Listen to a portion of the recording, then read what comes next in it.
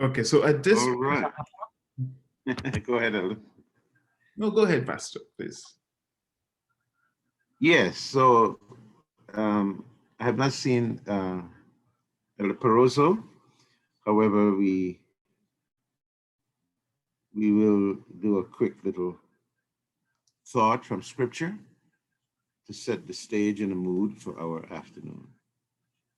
Thank you, Brother Polynice. I'll fill in as best I can on short 1 minute notice, the Minuteman notice. But that's good. We hopefully will hear from Ella Peroso later on. I'm looking at Luke chapter 4, verse 16, and I'll read through verse 18. And this is a passage of scripture that tells us about what happened one Sabbath as Jesus came back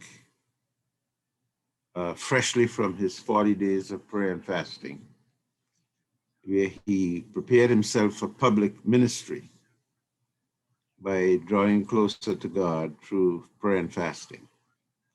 And the Bible says he came to his hometown of Nazareth, where he had been brought up, and as his custom was, he went into the synagogue on the Sabbath day and stood up to read. And he was handed the book of the prophet Isaiah. And when he had opened the book, he found the place where it is written, or was written, "The Spirit of the Lord is upon me, because he has anointed me to preach the gospel to the poor. He has sent me to heal the brokenhearted, to proclaim liberty to the captives, and recovery of sight to the blind, to set at liberty those who are oppressed, to proclaim the acceptability of the Lord, the year of Jubilee." As I think of the theme for the evening, we are talking about the disparities that are seen in our world, in our society. And when Jesus announced this text, he was announcing his mission statement. And his mission statement was to address what we might call disparities, people who would be considered to be on the other side of the equation in terms of deprivation, oppression, and unfortunately, lacking perhaps the resources or someone to be in their corner to stand for them, fight for them. But he said, I came for this purpose. And we thank God today that Jesus, announcing his mission, identified with the marginalized, the dispossessed, and those who suffered the inequities. In a sense, it represents subgroups and special groups of people. But I'd like to submit to you, it probably represents, and in cases, all humanity. In our present life with various societal structures, systems, there are always those who are advantaged above and those who are disadvantaged below. But in general, from God's perspective, when Jesus announced this very thing,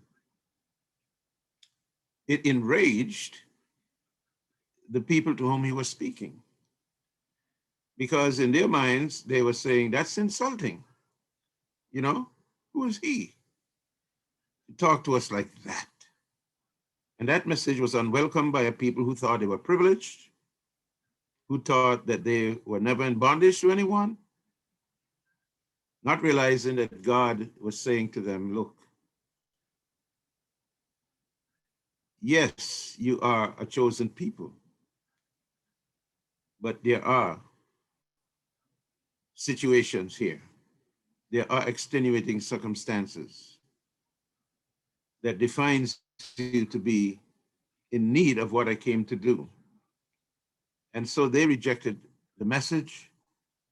They threw him out of the synagogue wanted to even put the death sentence on Jesus.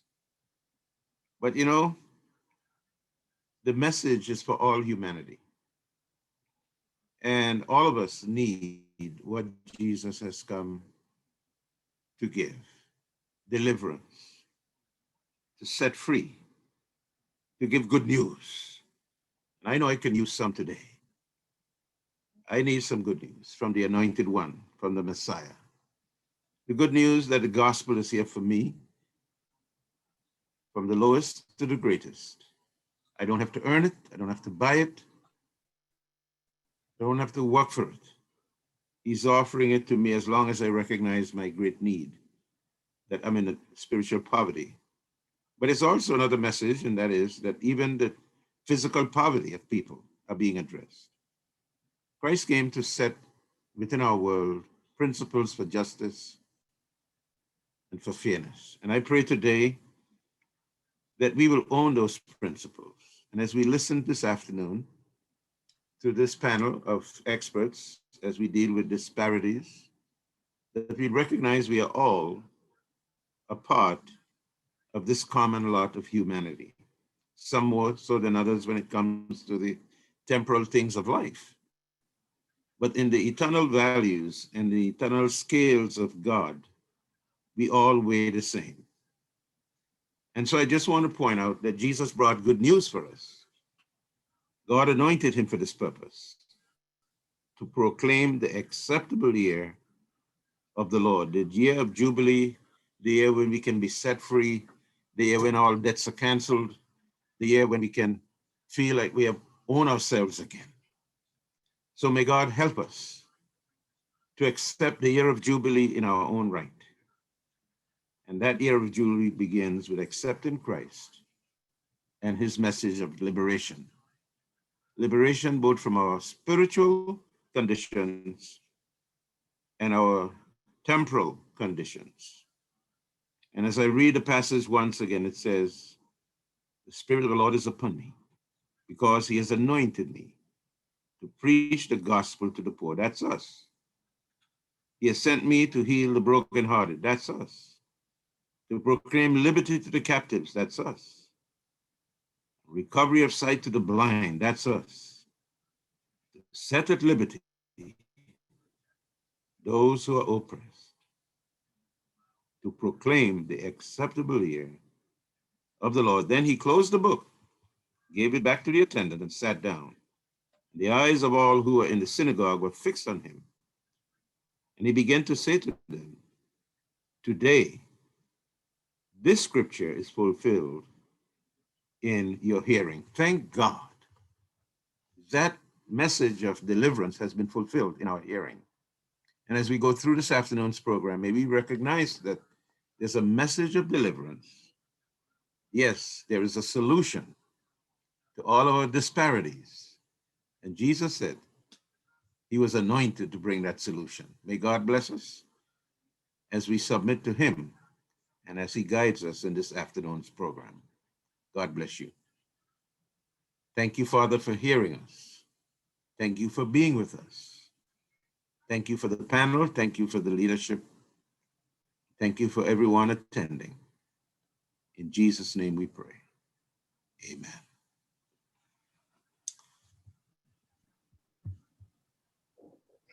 Hello, everyone, and happy Sabbath. So today I have the great privilege of introducing Dr. Deborah Harman Hines. For many years, Dr. Hines headed the School Services Department, then home to pre-matriculation programs and matriculation services at the University of Massachusetts Medical School. Pre-matriculation programs include outreach programs to students from disadvantaged backgrounds and groups underrepresented in biotechnology, biomedical research, and the health professions, as well as professional development for K-12 STEM teachers in Massachusetts. She was also professor of cell and developmental biology, radiology, and professor in the Graduate School of Nursing. She retired in December 2016 as professor emeritus in radiology. Dr. Hines was the co-director of the NIH-supported undergraduate summer research program since its inception in 1993. In 2011 and 2013, Dr. Hines was privileged to be asked by the University of Massachusetts Medical School to be a visiting professor at the Dogliotti Medical School in Monrovia. She taught human anatomy to first-year medical students. Her third trip to teach at Dogliotti in April 2014 was canceled because of the Ebola outbreak at that time. Dr. Hines was the 2017 commencement speaker at Connington University, the only Episcopal institution of higher learning in Liberia. In 2013, Dr. Hines married the Reverend John Edgar Freeman of Liberia. They reside in Worcester, Massachusetts. He is a diocesan missioner to the Worcester African community and assistant priest at St. Matthew's Parish in Worcester. Their blended family consists of 6 children, 5 grandchildren, and 1 great-grandchild. So I met Dr. Hines when I was an undergraduate, when she came to do a meeting to recruit students for the summer enrichment program at the University of Massachusetts Medical School. I was accepted, fortunately, and participated in that program, where Dr. Hines and the other organizers encourage us to achieve nothing but excellence and to be the best versions of ourselves. He has been a great mentor throughout my medical education. So this fervor to push us to be our best was no different in medical school, especially in the human and anatomy lab. We're very happy to have you today, Dr. Hines.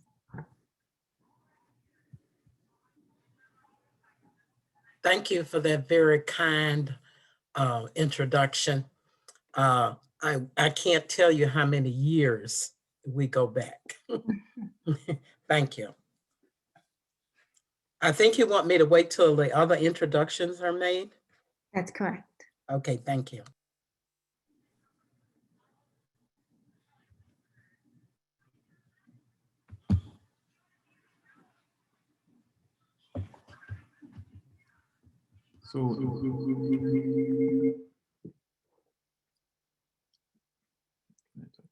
So next, I think we have Jade.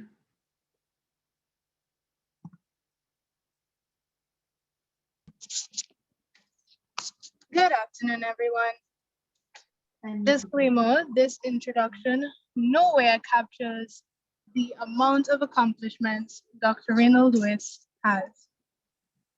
Dr. Reynold Lewis was born in Linden, Guyana, in South America. He has been at Worcester State University for 22 plus years.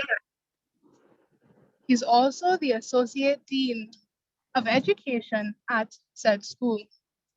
He has a PhD from Illinois State University, a Master's in Education from Worcester State University, and a BTH from the Northern Caribbean University. Dr. Lewis has 3 adult children, 2 boys and a girl. I invite all to give Dr. Lewis your undivided attention as he presents to us today.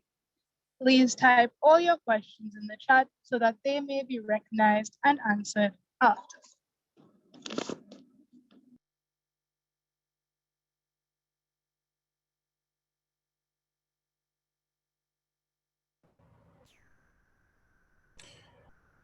Hello, everyone. I have the honor of talking about Michelle Downcore. So Dr. Michelle Downcore is a family medicine physician who completed residency training at Montefiore Medical Center. Dr. Downcore earned her undergraduate degree in biochemistry and molecular biology at the University of Massachusetts, master's in health policy and management at the University of California, Los Angeles, and her medical degree at the University of Massachusetts Medical School. She is an assistant professor at Boston University and practiced primary care at Mattapan Community Health Center for several years. Clinically, she is now an urgent care provider at Emerson Hospital. She is married to Pastor Gerard Downcore, and together they have 2 boys, Alexander, age 3 years old, and Jake Henry, who is 7 months old. Thank you. Thank you so much, Nathan. Good afternoon, everyone. My name is Marlene Alvarez, and I will be one of your moderators this afternoon. Working with me will be Nathan Danville and Jade James. Nathan and Jade will be monitoring the chat. So if you do have any questions, and I know that you will, would you please place them in the chat as you listen to the moderators? Just some housekeeping issues. We ask you to keep your mics muted so that we can hear the presenters. Also, we ask you not to interrupt the presenters with your questions, but rather place them in the chart and wait until our Q&A session to be able to ask your questions and have them answered. I pray that God will bless us as we listen to our presenters this afternoon. I know that there is a great blessing in store for us and lots of information that will be able to help us as a people, as a nation, as a church. So without further ado, we ask you to open your ears and your smiles and a prayer in your heart for our speakers.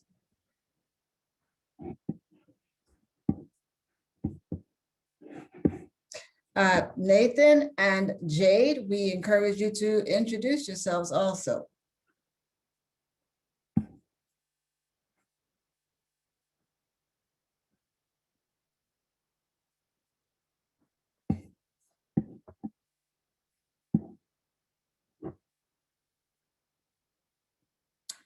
I think my co-moderators are quite shy. So we'll move ahead with the program and we'll listen to concurrently Dr. Deborah Hines, followed by Dr. Reynold Lewis, followed by Dr. Michelle Downcore. Happy hearing. Good afternoon. It's my pleasure to address this group. And as I look at the number of people participating, I see a lot of names that I recognize as former students, as colleagues in higher ed administration. And for the entire time that I was at the University of Massachusetts, I enjoyed a very cordial relationship with the Adventist community. That carried over from when I was on the faculty at Meharry Medical College, where I taught a number of Adventist students there as well. And it turned out there was one family in particular I taught in Nashville and in Massachusetts. So I taught sisters and brothers and cousins. And so it's just such a blessing to be asked to participate with you today. I'd like to begin by posing something of a case study with you to highlight the health disparities in minority communities. I often ask the students, and some of you who have been my students may recall, to analyze this statement.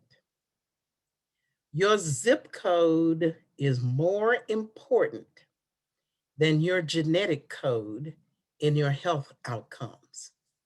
Let me repeat that. Your zip code is more important than your genetic code in your health outcomes. And a lot of people will say, but genetics are everything, and that should have a more prominent role in determining your health. But I want to dig down a little bit deeper into this. Your zip code is a proxy for a number of things. Number one, your zip code tells what kind of housing you live in. Every zip code has an average cost of housing, and there's a range, but some zip codes have a much lower housing average. One of the things that your zip code tells is the ratio of homeowners to renters.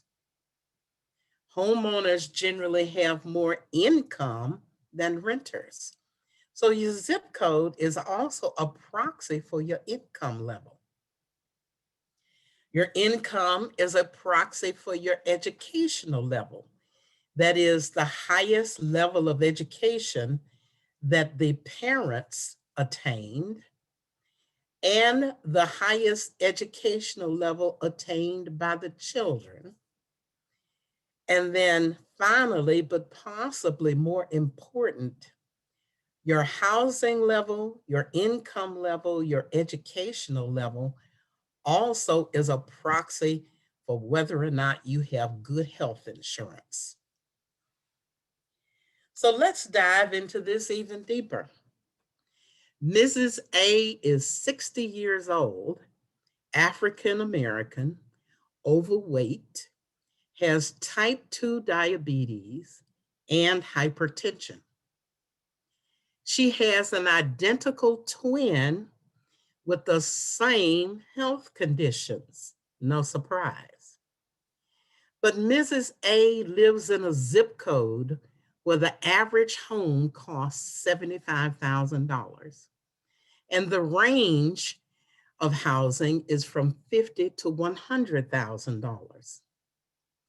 A zip code like that might look like Maine South in Worcester, or North Adams, Massachusetts, or Ware, Massachusetts.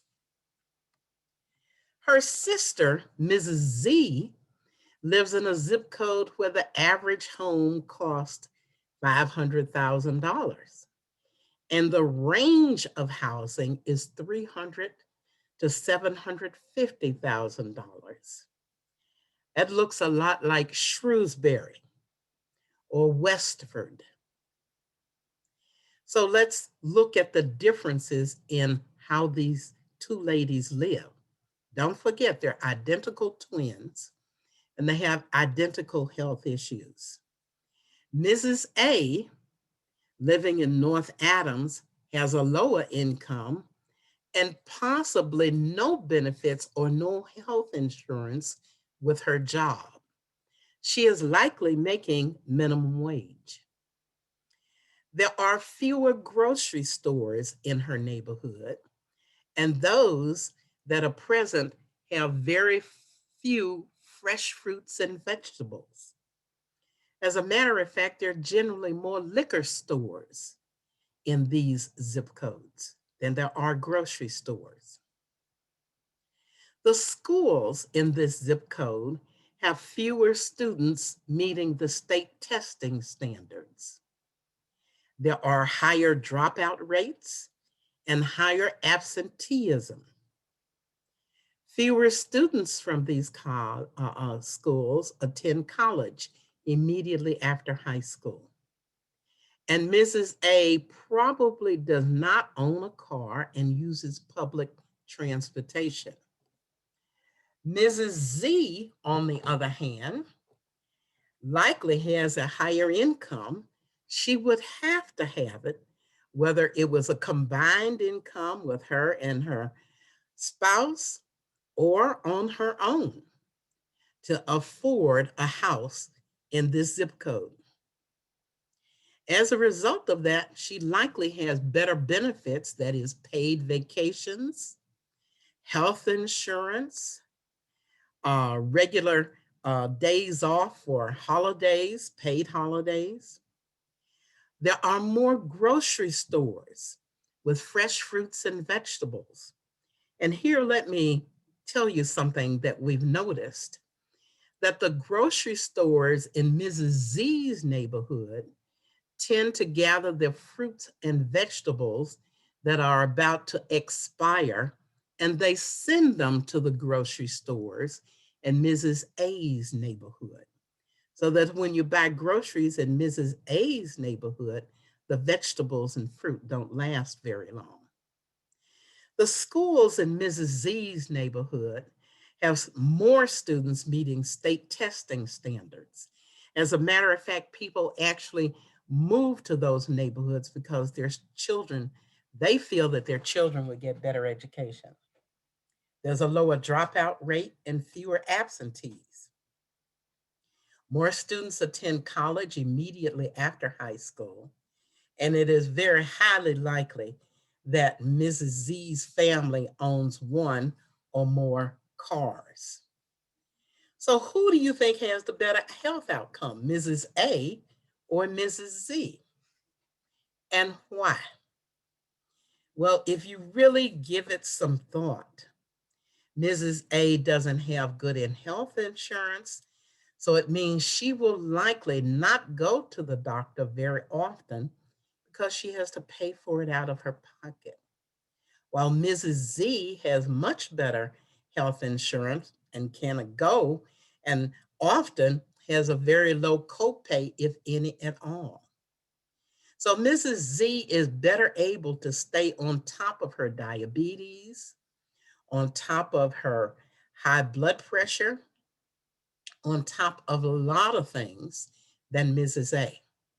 Mrs. Z can hop in her car and drive, but Mrs. A has to ride the bus and possibly make one or more transfers to get to see a doctor. So it is no surprise that Mrs. A has poorer health outcomes. Mrs. A and her zip code has more Black and brown people than Mrs. Z's zip code. Are you surprised? I don't think so. So let's talk about what is a health disparity. The official definition of a health disparity is health disparities are differences in the incidence, prevalence, mortality, burden of diseases, and other adverse health conditions that exist among specific population groups in the United States. And that is when you compare that with the general population. What are some of the causes of health disparities? As we just went through the litany that we just dealt with, socioeconomic factors play a major part in health disparities. Often poor neighborhoods, and remember brown and Black people are disproportionately represented in those neighborhoods, are often in areas that have runoffs from factories, where you get environmental factors playing into the deal. You get higher rates of different kinds of cancers. The housing in these neighborhoods, that is the poorer neighborhoods, generally have a higher amount of lead. So the children have higher lead poisoning rates or higher amounts of lead in their bloodstreams. And we know that lead is very, very dangerous for the growing brain. The lifestyles in these neighborhoods are very, very different. In Mrs. A's neighborhood, since she has to ride a bus to get to work, to go to the grocery store, and all of those sorts of things, she's not likely to get much exercise. But since Mrs. Z can just get in her car and drive to the YMCA and exercise, she probably has a much more likely ability to do exercise. The diets are very, very different in these two neighborhoods. And part of this is cultural, in that in poorer neighborhoods, the diets have a very high sodium content. They eat a lot of rice, processed foods, white bread, not enough fruits and vegetables. My husband is West African, and one of the first things we had to do was throw away the salt. The second thing we had to do was cut down on the amount of rice that we ate, because in his culture, you eat rice with every meal. In poor neighborhoods, people tend to buy a lot of McDonald's because it's quicker, it's easier, and if you've ridden the bus to and from work, it's just quicker to get home and feed the family McDonald's, which has a lot of salt in it, than it is to cook a meal with fresh fruits and vegetables. And then there's also genetics. There are some diseases that people in different racial and ethnic groups are more prone to have, such as sickle cell anemia. So what can be done about this? One of the most important things is knowledge. When my husband asked me to marry him, I had to tell him my theology. And he said, okay, what is it? I said, well, Jesus died to take away your sins, not your mind. And if marrying you means I'm going to be brilliant when I go to work every day, and when I come home, I'll be brain dead, I'm not the lady for you. When Jesus was picking disciples, Jesus didn't pick a disciple named Stupid. I think Stupid is still standing on the coast of the Sea of Galilee, waiting for them to come back and pick him up 2,000 years later. So knowledge is one of the most important things that we can fight these things with. And I'm very proud of my friends in the Adventist community for often being on the cutting edge of getting this kind of information out, like you're doing today. Diet is very, very important. Once I was diagnosed as a type 2 diabetic, I had to totally change the way that I ate. I had to get rid of all white foods, and that included rice. And with a husband who eats rice at every meal, we had to find some kind of way of compromising and finding substitutes for that rice. Exercise is something we really, really have to work very hard on. And you don't have to go to a gym to do it. Walking is one of the cheapest and best forms of exercise that one can have. But one must be in a safe neighborhood in order to walk through that neighborhood. So what are some of the common health disparities for Black and brown people that we are facing today? Most immediate is the incidence and death rates in COVID. For all of the reasons we named above, socioeconomic factors, most of the people working on the front lines are Black and brown people, especially as nursing assistants, as the people doing the housekeeping, working in the grocery stores. They are the ones most vulnerable. And so in some cities in the early days of COVID, like Detroit and Chicago, Black people were dying at 5 times the rate of white people. That is a classic definition of a health disparity. Type 2 diabetes, and along with that, limb amputations and kidney disease rank very highly among the health disparities that affect brown and Black people. Hypertension is a third disease, accompanied by heart attacks and strokes.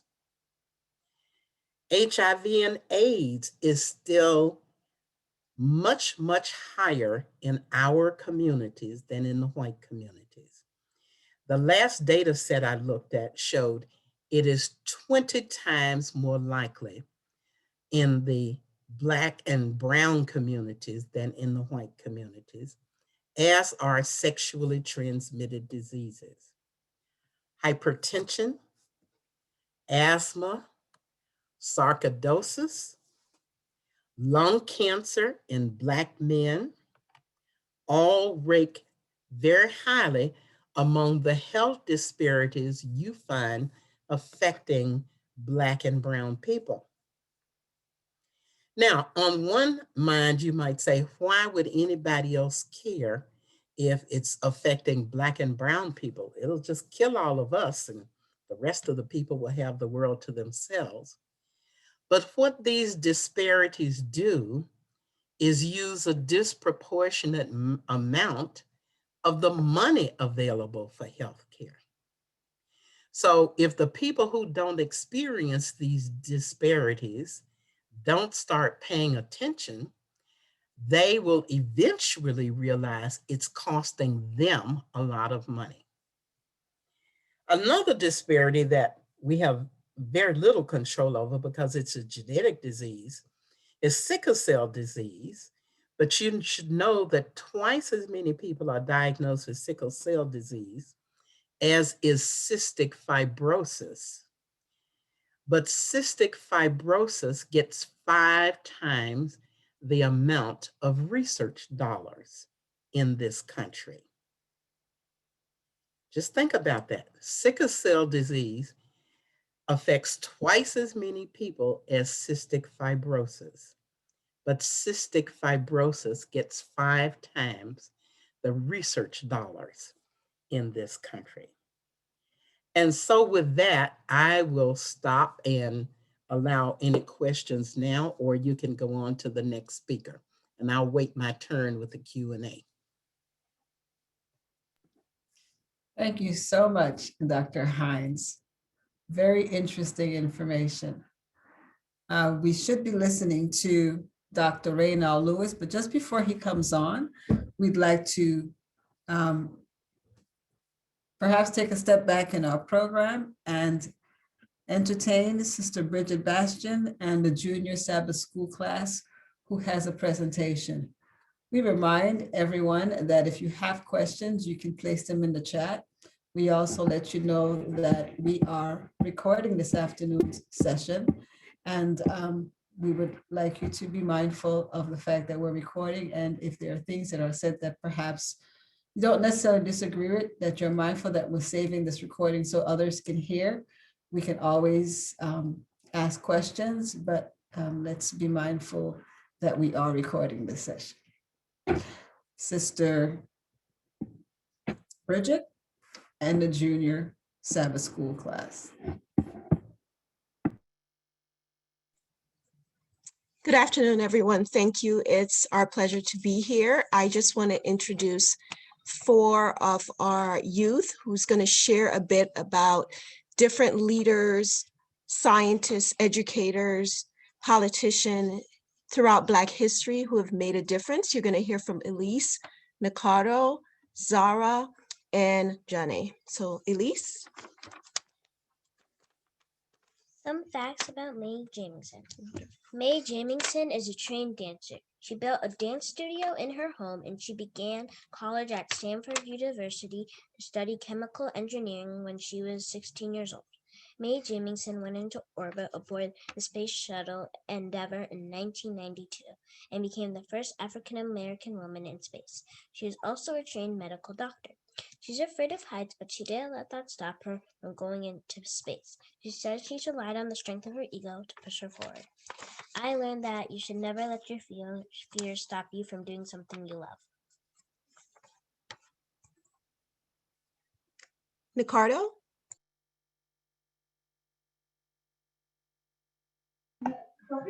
My presentation is on Garrett Augustus Morgan. He was an African-American inventor, businessman, and community leader. He was born in Paris, Kentucky, March 4th, 1877. He died in Cleveland, Ohio, July 27, 1963. He died because of glaucoma, an eye infection. He had 2 parents that were both freed slaves and a brother named Frank. He had 2 inventions that were used to control traffic congestion for horse carriages. That was the 3-position traffic lights, and he developed a gas mask to protect the person who wears it from harmful substances in the air. He launched 3 businesses. The first one was the National safety device company that sold the fire hoods to protect the people from harmful substances. They use them in factories, stores, and other places. He had the G.A. Morgan hair refining company that sold hair products. He also had a sewing machine repairing company that repaired the sewing machines from other companies.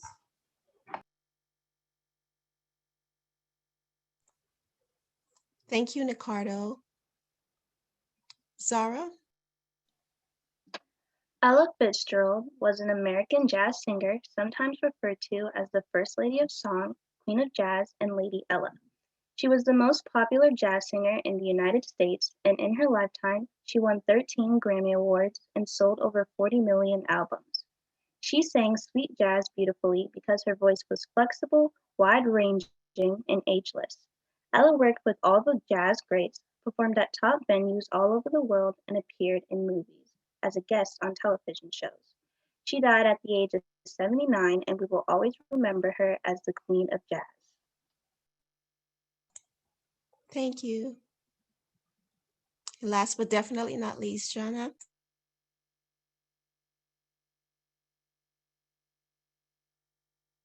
We can't hear you, Jana. Can you speak up?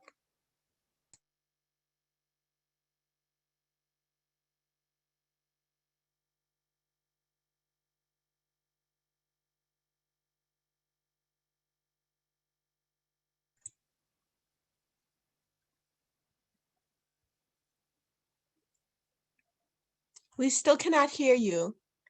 Sister Betsy, can you hear her? Or is it just me? She's muted.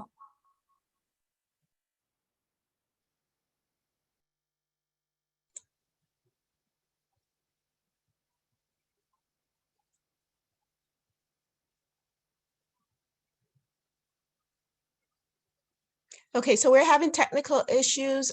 Sister Betsy, if you guys will continue with the program, and then we'll try to fix Janae's technical issue on the back end. Thank you.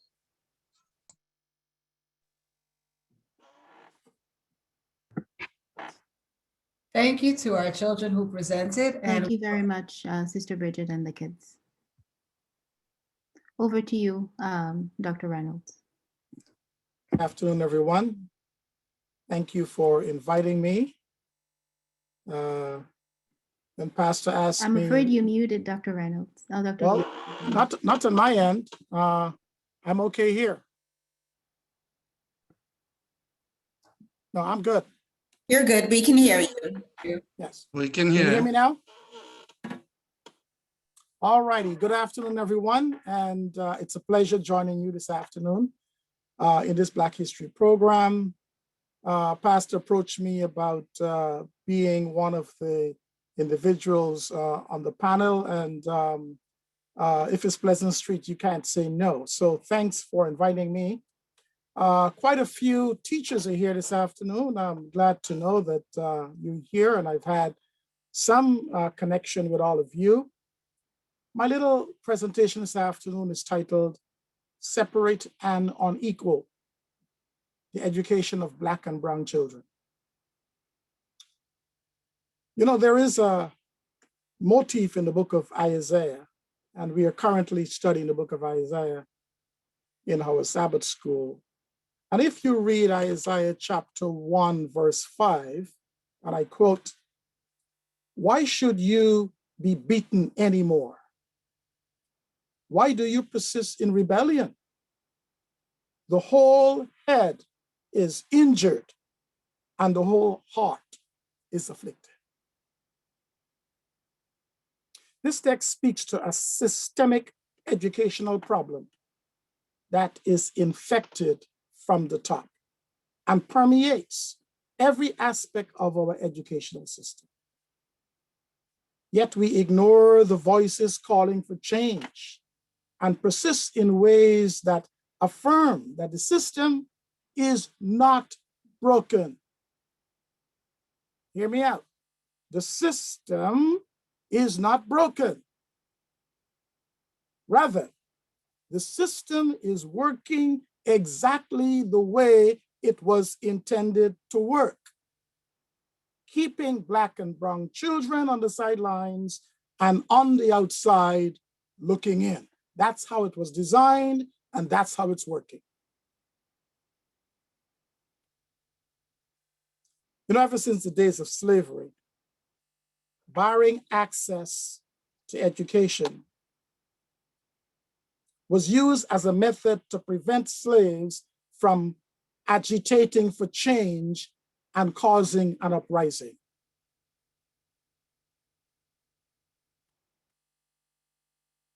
Therefore, literacy is the issue here. The laws make it illegal to make a Negro literate. Severe penalties were inflicted to those who dared to read. When Massa put his book down, you don't dare open the leaves to try to read. The only thing you were allowed to read was the Bible. And of course, they took out the parts about Moses in Egypt, and they left in parts like, servants, be good to your masters.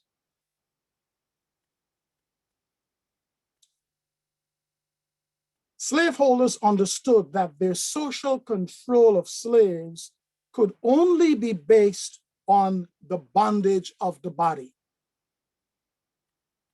I should say, not only on the bondage of the body, but also the bondage of the mind.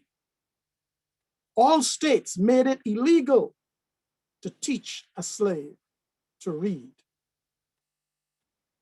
And if a slave can read and write, that was supposed to be a big problem.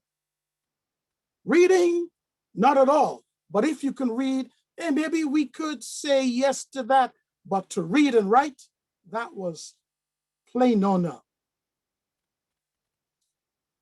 Even after emancipation, Black education was relegated to poorly funded and segregated schools, just like Dr. Hines spoke about, excluding competent applicants based solely on the color of their skin or the communities in which they were reared.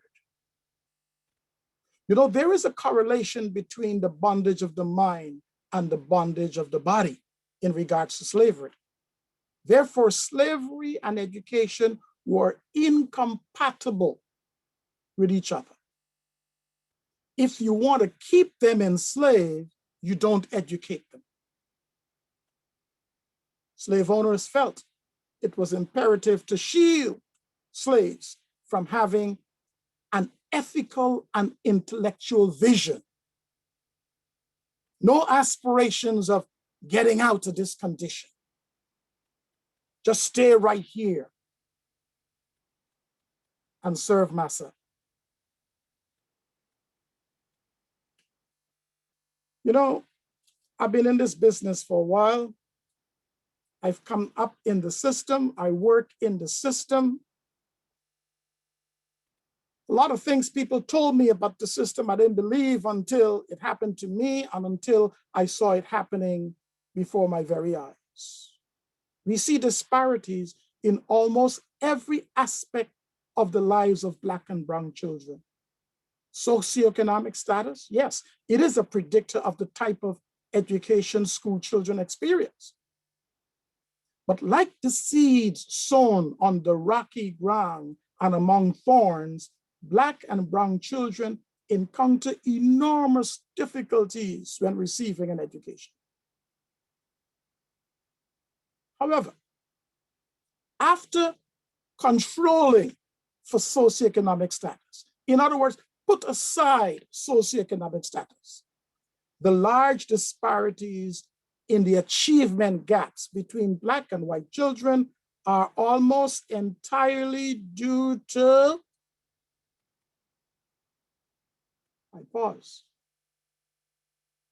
differences in the qualifications of their teachers.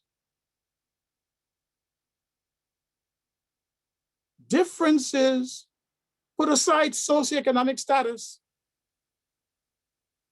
differences in the qualifications of their teachers. Who is teaching your children? People like you? Or people who have no cultural sense of where your children are coming from? There are 4 points I like to make. One, those who teach our children are predominantly white. You may say, well, that is a good thing based on the fact that white teachers are generally more qualified. Some of you may ask me a question about that. I can answer it later. The problem is that those teachers do not possess the cultural competence to teach using a pedagogy of hope. They essentially teach our children that the things that they're going after may be a little too lofty. Why don't you shoot for something else, a little lower? This is what I call the bondage of the spirit. So we had the bondage of the body. We have the bondage of the mind. Now we have the bondage of the spirit. What teachers think about your children and what they think about you. And you who are African American, West Indian teachers, the question is, what do white teachers think about you? You probably thought, that Karen, you probably just got in because of the color of your skin. Or Bev, because, yeah, we need to have a certain amount of percentage of Black folks, so we're going to hire her. They never think we're competent. I can tell you as an associate dean, I've seen more incompetence outside of our race. But since this program is being recorded, I wouldn't say too much on that. Number 2, the schools where the teachers are predominantly Black are in neighborhoods and zip codes like the one Dr. Hines just spoke about. White teachers who may be receiving some of the better education because of the system decide we're not teaching in those fields. And I have to tell you that there are some teachers of color who are not qualified to teach our children, but they allow them to teach because no one else wants to go there and teach. Number 3, we need more Black and brown teachers in the sciences and the arts teaching our children. But nobody wants to go into teaching because they say it is not an attractive career. So the question is, who is teaching your children and what are they teaching them? If all of our kids decide that we don't want to become teachers, eventually, what happens to the education, to the pedagogy of hope that we want our children to possess?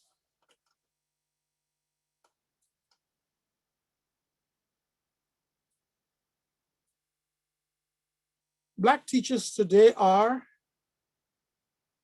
on every metric, more successful at achieving, at supporting the achievement of well-being of Black children.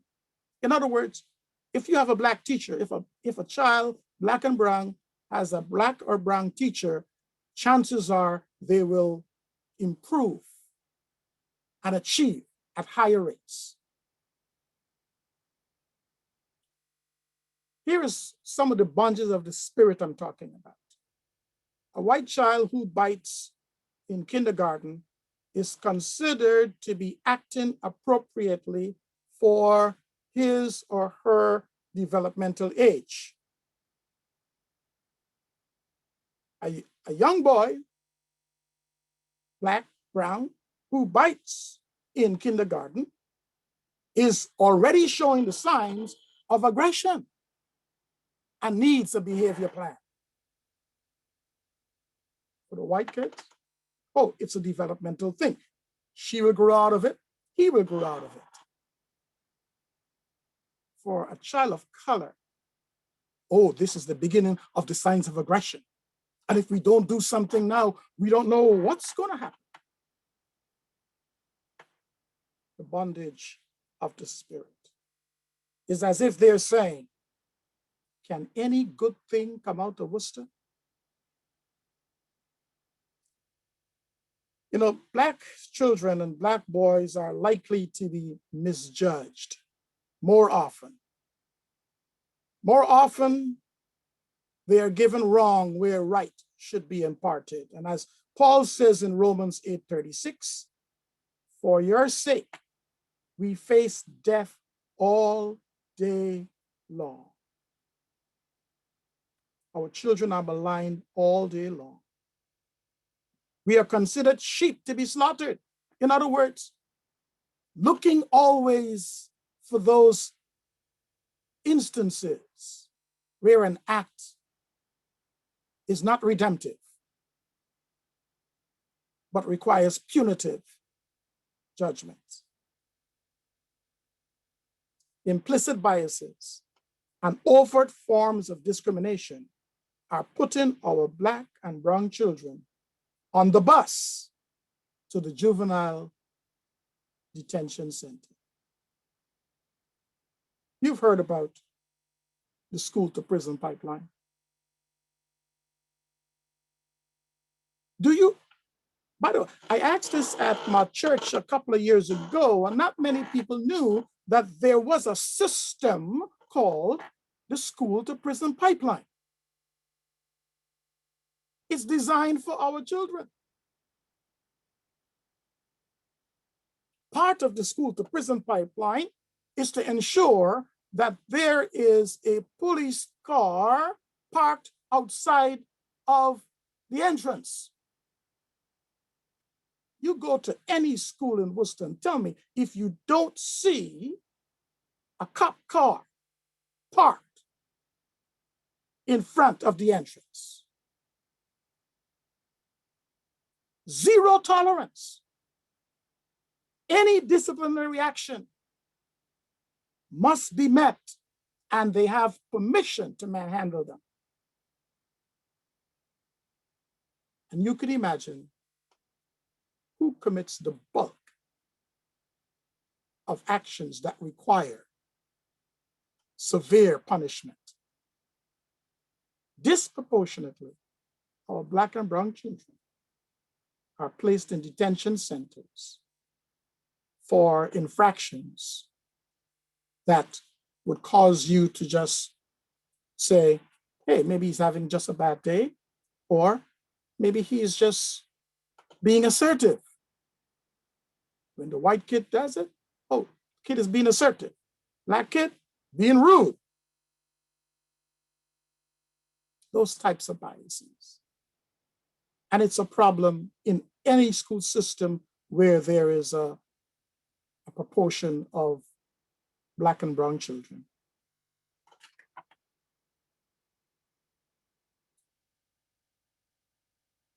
There's a call for justice, a call for racial tolerance, and a change of heart on the part of administrators. Unless we have, now I know that we can't have all administrators who are people of color. That is not gonna, I don't even know that is, we want that. But what we want is that administrators, superintendents, teachers, and guidance counselors should have a change of heart and understand what it means to be racially tolerant. And the only thing I believe can make that happen is when there are laws protected and making it happen. I know that people can always find their ways around laws, but we also need to make our children aware what their rights are. Some teachers do not know what rights children have. some of our children know what their rights are, and they speak up for their rights, and it's been interpreted as being rude. Until teachers find out kid was just exercising his right. By that time, he's already down to the principal's office. Missed a couple of days of class based on suspension. And once you miss classes, one of the other factors is opportunity to learn. If you're not sitting in class, you are not going to learn. And then there are those who teachers allow to sit in class. Once you behave yourself, a nice little boy, we're going to pass you on to the next grade. You don't have to worry. Get you off of my hand, you become somebody else's problem. And so kids are moved through the system. And then you realize they can't even read, they can't even write properly. You realize they can't even do math well. They've been passed on. Instead of a pedagogy that reinforces oppression, the State Department of Education is now mandating social justice in the curriculum. 7 years ago, I began a program at Worcester State University titled A Call to Teaching. That program is designed to bring Black and Brown children in from the public schools into our teacher ed program to diversify the workforce. We've seen some changes over time, but we want more of our Black and Brown children choosing teaching. Why? Because the lives of our children depend on it. And one of the reasons that over the last 25 years, we've been asking for more Black and Brown teachers, and yes, they've been coming in, but as fast as they come in, they have been going out. They don't get any support from superintendents, from administrators, from guidance counselors. So the system is sick. The whole head is sick. And it has infected the type of response, the type of children, the type of education, I should say, that our children receive. We can do much better. But I do believe that there's a call for justice. There's a call for social justice. And Pastor spoke early this morning about the death of George Floyd and how all educational systems around the country are now looking for ways to integrate social justice into the curriculum because they're finding out that white teachers now entering into the workforce, and even some Black ones too, don't understand what it means to be socially just. They don't have the compassion that they need. They don't take children's background into consideration. And all of these different types of educational issues as how to deal with children, instead of sending them to the principal's office as your first instinct, they're now talking about ways that you can deal with certain issues, ways that are non-confrontational, ways that are not going to escalate into some disciplinary problem. It calls for work on the part of parents, on the part of administrators, the part of principals, the part of white teachers, on the part of Black teachers. And so I want to stop there. I gave you a lot. I wanted to keep it really focused on what our children are currently going through in their education process. Hello? Yes, I'm done.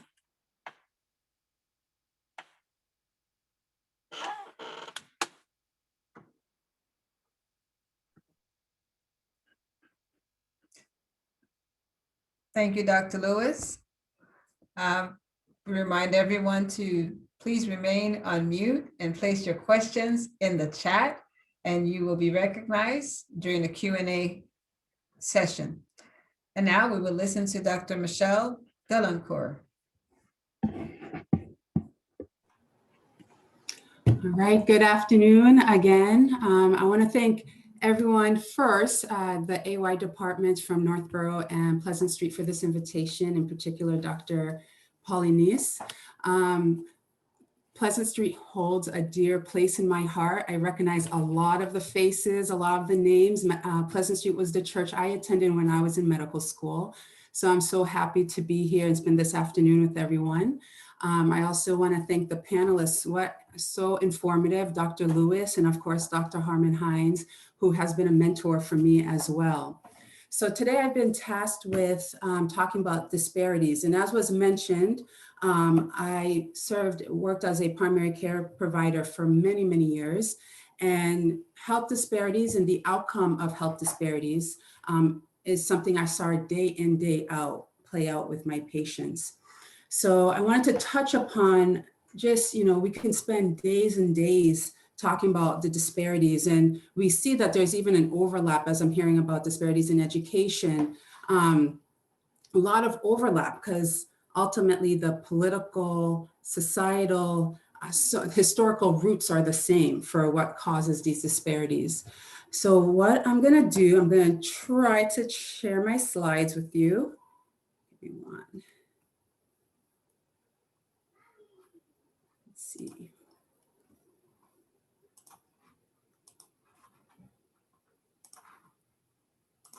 All right, so we're going to be talking about racial health disparities in healthcare. Advancing. All right, and so the definition of disparities has already been addressed, but just to remind everyone that when we're thinking about health disparities, we're thinking about inequitable differences when it comes to healthcare, when it comes to healthcare coverage, when it comes to healthcare access, when it comes to the quality of care that you receive. The differences in those things can lead to difference in the outcomes when it comes to physical and mental health. There's no one size fits all solution for all groups of people.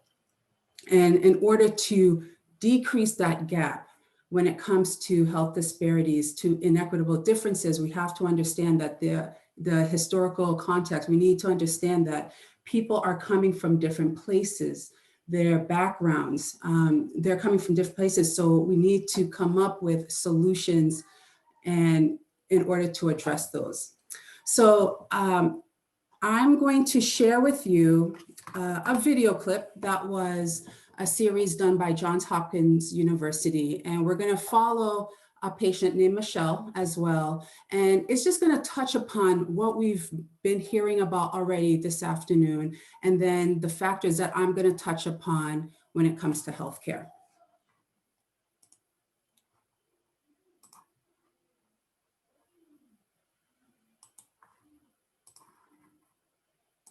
The world has got to change. I lived in a community that was so prosperous with doctors and lawyers and politicians. Now we have drug dealers and corner stores that they don't sell anything but the wrong things. You cannot deny the impact that it has on people's health. I have been in West Baltimore my entire life. As far as money, my mother didn't have any money. I want to say she was poor. I'll say low income. Poor we were though. In the 50s, we didn't have many choices as far as healthcare. The healthcare system then was limited. It was not good for us. And medicine costing so much that my family says sometimes, will I eat or will I pay for my medicine? Oh, I just love my daughters when they come over and we get together and we cook and prepare meals together. It's healthy meals. When my oldest went to college, she came back with a different diet. Now what happens is if I do a meatloaf, it's turkey instead of ground beef. You know, I make spaghetti, I make chili, stuff like that. It's with turkey and chicken. We grew up, we ate pork. We ate bacon, we ate a fresh shoulder, we ate pork chops. I did not think it was not healthy eating, right? Because this is what we were accustomed to. I was in denial. I didn't want to face the fact that I was becoming a diabetic. The impact is the fact that my family ended up with heart disease, emphysema, diabetes, cancer. My mother's sister, her daughter died of diabetes. She was an ATT. My mother died of a massive heart attack. And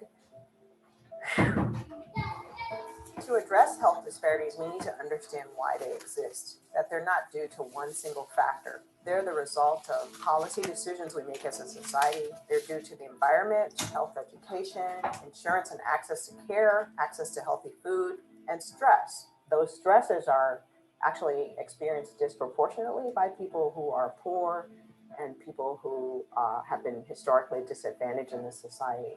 Solutions to these problems.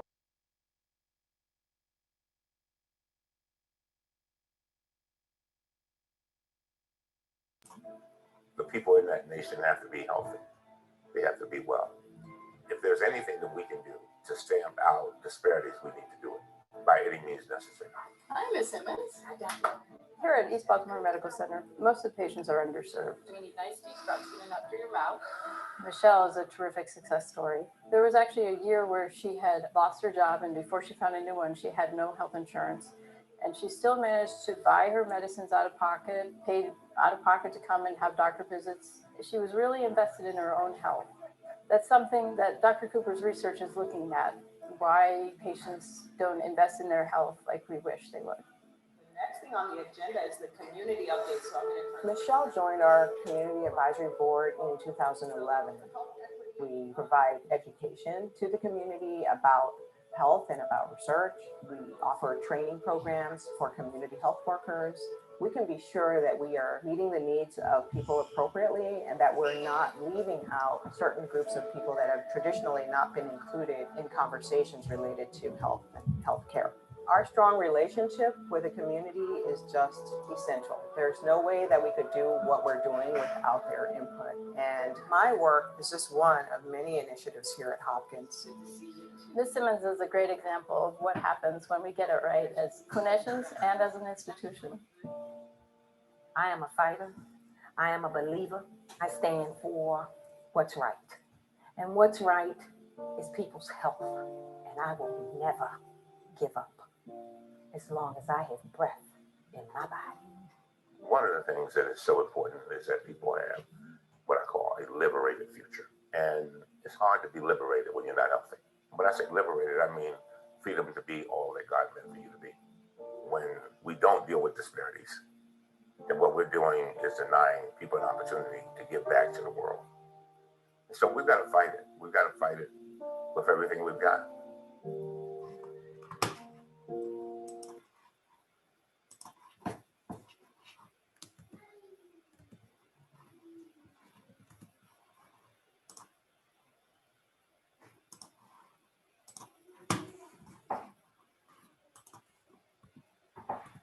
All right. So again, reiterating what we've been learning about, we are understanding that there's many factors that determine our health. Dr. Hines mentioned about the zip code. So our neighborhood and our environment, our social and community context. Dr. Lewis talked about our education, and of course, healthcare.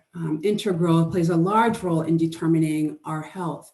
But at the same time, we'll see, and we're going to touch upon factors that the healthcare system can actually perpetuate a lot of the disparities that we see. So at the end, we'll talk about how important it is so that we can find ways to decrease that gap. So these are the factors we'll be going over.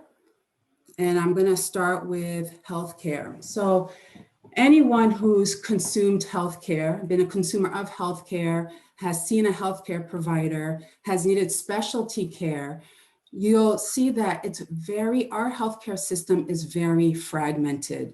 So as a primary care provider, if someone even was able to make it to me, because understand that there's many steps of being able to get to see a primary care doctor. You have to have insurance and trying to navigate the insurance plans, and if the provider is part of your network.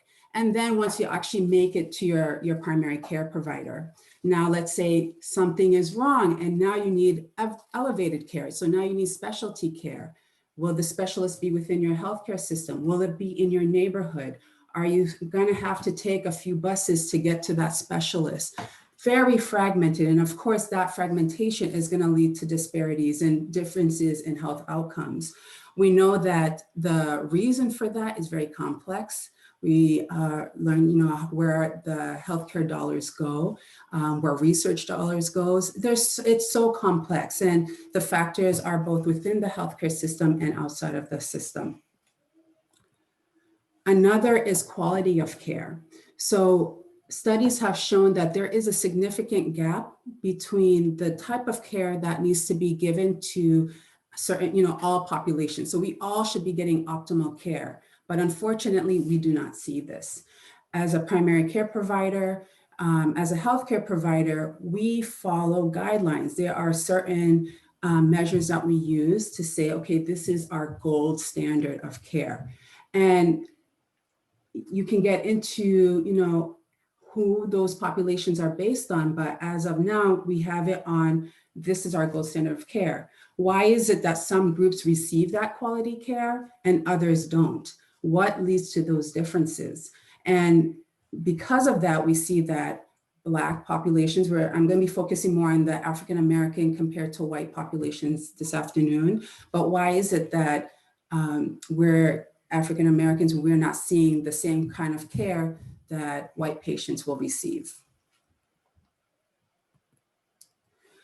Another aspect is, another factor leading to disparities is payment reform. So we saw in 2014, we had the Patient Protection Affordable Care Act, otherwise known as Obamacare, that people will refer to it as. And of course, Massachusetts is different. We started to have universal care even earlier under Mitt Romney when he was governor. But again, so under the ACA, okay, great. We're having more access, so there's more increase in health coverage. And African Americans, there was an improvement in the access to medical care. And then there were certain outcomes that were looked at, and African Americans were starting to do better as far as early diagnosis and treatment of certain cancers. But there still continues to exist a lot of disparities, especially when it comes to maternal mortality, infant mortality, heart disease, and certain cancers. We're still seeing quite a bit of disparities. Our country is getting more and more diverse. And because of that, it's really important that healthcare providers and the healthcare system understands that there are cultural differences. You cannot, even if you have two African Americans, one could be Afro-Caribbean, one can be African. There are differences, and there's cultural differences to take into account. What is it that, how do you view your health? If there's certain treatments that are being prescribed, how does that go along with what you prefer, your beliefs, maybe your religion? So there's many aspects, with the patient-clinician interaction. And it's very important that as a healthcare provider, I understand that, and your healthcare providers understand that there's differences, and to understand that there's not a one-size-fits-all for certain race or ethnic group. Another is language barriers. With diversity comes different languages. And we're seeing that for those who don't speak English or not proficient in English, they tend to have worse outcomes. They tend to have fewer clinician encounters. That includes preventative services. They're not understanding the treatment comprehension. They are not able to adhere to prescribed treatment, and not because they don't want to, but they did not understand. And then, of course, as a consumer, you're going to be less satisfied with those services, and there's more adverse events. So there is many times when I see all healthcare system has interpreter services, and it's required. If you're going to have healthcare, it is required that you get the care in your language. And I've seen many, many times, for example, recently for an infection, someone comes in with a skin infection, easily treated as an outpatient with antibiotics. But for that patient, it was not explained to them because they spoke in a different language with a little bit of understanding. And so it was just thought that they understood everything. And so it was not clearly told how to take the antibiotics, how often to take the antibiotics. And what happened? Several days later, the person came in with worsening of the infection, and now it could no longer be treated as an outpatient in the home. Now they had to be sent to the hospital for IV treatment. So things like this, that's just one example that we see all the time, and it's important. And again, leading to disparities in healthcare.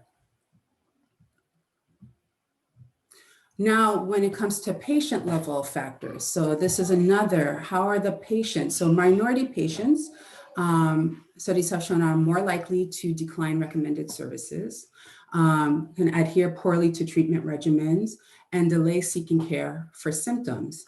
Again, where is that stemming from? You know, is it a trust? Who is their provider? Is their provider listening to them? Do they trust them? Does the provider look like them? Many, many factors that contribute to those patient level factors. And then when it comes to patient preference, are influenced by a considerable number of factors. So again, trust about medical advice, potential complications, negative outcomes, pain and discomfort, and also misperceptions. Be remiss if I didn't talk about, just touch upon stereotypes, bias, and stigma. So unconscious bias, well, so stereotypes, stigma, biases that providers may have about certain population is going to affect the health of that group. So what are they thinking? If it's not, what are their thoughts about that group, the thoughts of how a group or an individual cares for their health? Do they care about that patient? A number of things. And then of course, stigma, if it comes to a person, do they have mental illness? Do they have any issues when it comes to substance abuse? Like there's so much we can go and dig into the nuances, but when it's not matched, so the provider and the patient, this can lead to perpetuating healthcare disparities. So I'll end with what can we do? So we've been learning a lot, and this is just a few of the things that I was thinking about when putting this together, about how can we help with the disparities, because it can get very discouraging, and thinking about what's going on, everything that's going, and what can I do? How can this change? So the number one thing, prioritize your health. Make the healthcare changes. We have our laws of health. As Seventh-day Adventists, we are known for our health laws. We're known for our health message, and really prioritizing your health, being more healthy, making the changes that you know to make. I put getting a primary care provider that you trust. This is so important on your health journey. You need to have someone that you trust. If you don't have someone, ask a friend. That's probably one of the best ways to get a primary care provider. Ask a friend, ask a family member. Who do you have? Do you have someone that you like, that you trust, that provides you good care? When you go and see the provider, it's important that you make a list. Make a list of all your concerns, because sometimes you get into the visit, it's very busy, and you can forget. Understanding though that everything on your list might not be addressed that day, but at least having, prioritizing what you want to get done that day, so that your voice is heard. And you want to really be sure that your voice is heard. If you don't understand something, please ask questions. Ask your provider. You should feel comfortable that if there's a treatment plan or something that a plan that the provider comes with, you want to be sure that you understand every aspect of it. And of course, I put within that having primary care, it's really important to have regular cancer screenings. This is a bit cliche, but I put be the change. So, you know, for those who are in school, who are our young ones here, even if you're not, so, you know, going into research, we need more scientists. We need more scientists, more health disparities researchers, going into medicine, medicine's health, you know, we need more nurses, we need more physician assistants, NPs, medical doctors. We talked about education, we need more teachers, we need more qualified, great teachers to teach our young ones, or going into politics, so that you can help influence the policies for these things. So that is what I have for you this afternoon. Thank you.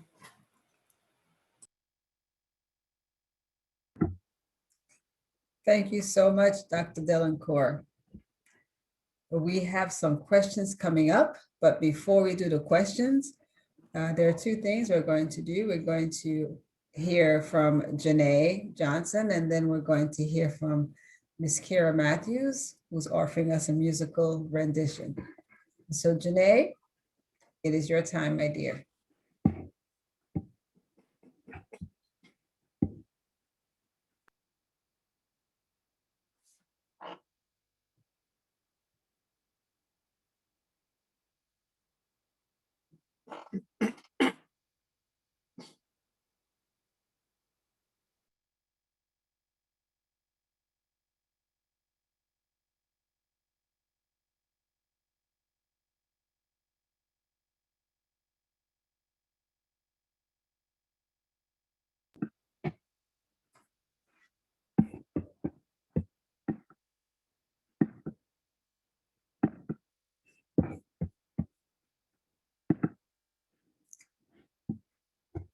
Well, if Janae is unable to come on at this time, then we'll move on to, oh, I see her connecting. Okay.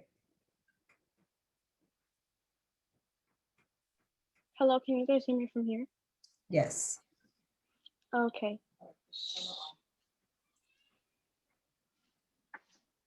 So, good afternoon, good evening, and happy Sabbath, everyone. Today, I'll be doing a presentation on a Black female fashion designer named Zelda Wynn Valdez. Valdez was born June 28, 1950 in Chambersburg, Pennsylvania. Valdez started her career working at a tailoring shop that was owned by her uncle in New York. While working at the shop, she also worked at a high-end fashion boutique as a salesgirl. Valdez soon ended up opening her own shop on Broadway in 1948. This made her the first African American to own a store on such a popular street. She soon became one of Hollywood's most sought-after designers. Valdez created clothes for Mae West, Josephine Baker, Eartha Kitt, and Ella Fitzgerald. She was then approached by Arthur Mitchell in 1970 to become the head designer for the Dance Theater of Harlem.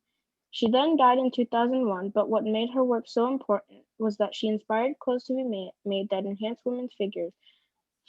She also made a way for other Black fashion designers in Hollywood.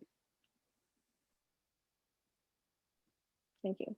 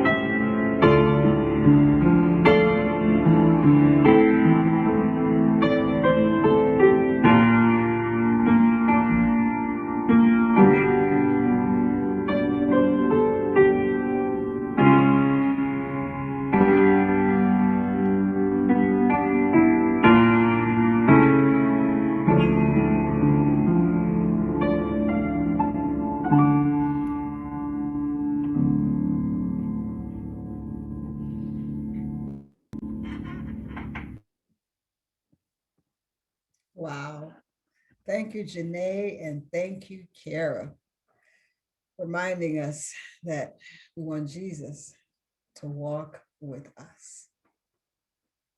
And, you know, as we live upon this earth and as we go through stuff, we definitely need Jesus. But while needing Jesus, we also need other things. So here's a question for our panelists, and it's for all three panelists. Dr. Hines spoke about income disparities, and the other doctor spoke about, Dr. Lewis spoke about education disparities, and then Dr. Downcore spoke about medical disparities. As African-American communities, we know that there are disparities. What must we do to ensure that we stem the curve of the disparities? What must we do as a community to be able to close the gap on the disparities? How do we get involved? How do we make our voices heard? Where do we go? What do we do?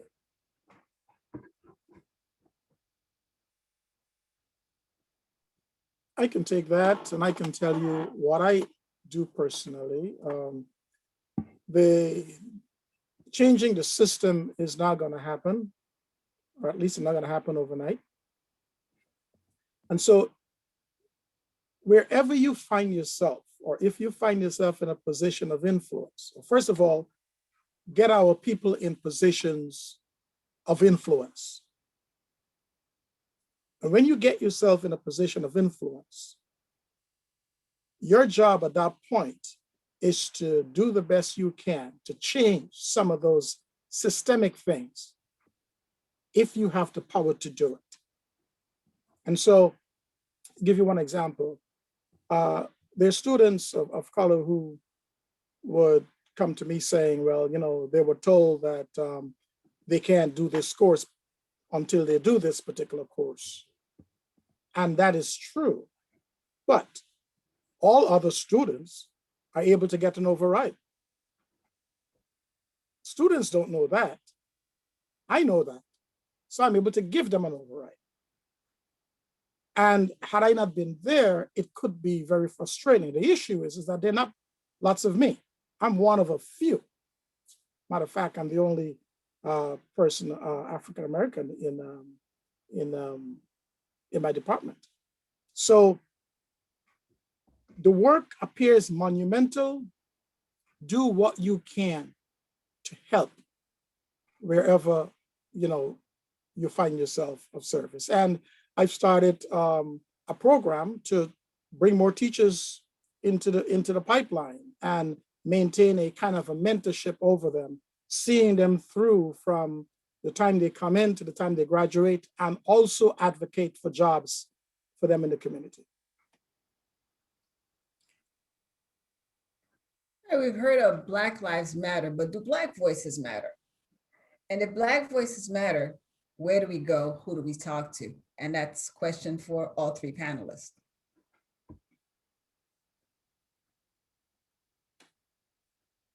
If I might answer the previous question, I think we still need to get back to the basics of education.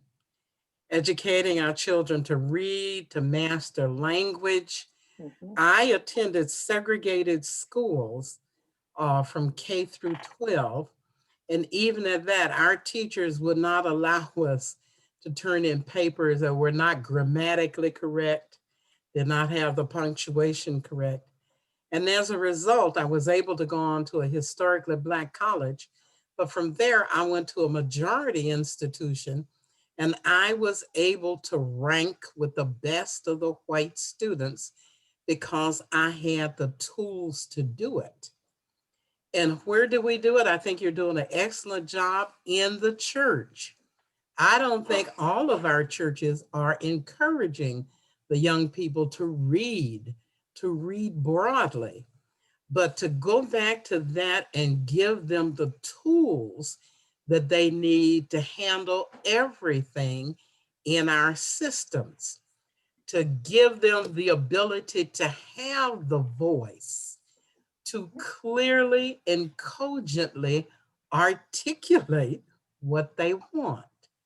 So for me, it all goes back to education. And I think the majority of our churches, and I mean Black and brown churches, have fallen down in this particular area. So teach, teach, teach, and don't let our children settle for less than they are capable of doing, and give them the tools to speak effectively. I remember when I was in residency, our program director, so I went to Montefiore, as was mentioned, and Montefiore is big on social medicine. And so we had discussions about health disparities regularly. And I remember her saying that in order to decrease the gap and help eliminate these disparities, it has to start with you, meaning it has to start with me. As a primary care provider, I have to provide the best care that I can, okay? Keeping up with the literature, listening to my patients, understanding my patients, understanding different cultures. So that's one. Just like I've had many great mentors that have gotten me to where I am today, I think it's very important to mentor students so that they too, one, see that I can do it too, and to encourage them. The road is not straight, it is not easy, but they can do it. And if I didn't have someone like Dr. Hines, you need to have someone in your corner that will push you and see where you can go, but push you. And I'm gonna say it over and over, the road is not easy, but that's the only way that our voices will be heard. So mentoring and starting young, we've been talking about education, and now as a parent, it's so important to start young, with reading and understanding and advocacy, understanding what's going on in the world today, and understanding the roots of how that happened and what the cause of that is, and how we can be a change. Because it's all these small changes, the needle just needs to move a little bit. But if we are all doing that together, it'll be big strides. Thank you so much. So there was a hand that was raised. So Chantel, we're ready for your question. Well, thank you. First, I would like to thank all of the presenters. You all did a fantastic job, so I really appreciate the information that was shared today. This question in particular is Dr. Hines and Dr. Downcore. You may not know the answer to this question because I think it's relatively new research. That's what I'm thinking. But it has to do with food deserts. During both of your presentations, you talked about locations and food deserts and really access to good quality food. During the pandemic, a lot of people are having groceries delivered. Has that made a change? Is it too soon to tell? Or really, is that a move in the right direction where if you don't have access to good quality food where you live, now it's becoming the norm to just have your groceries delivered?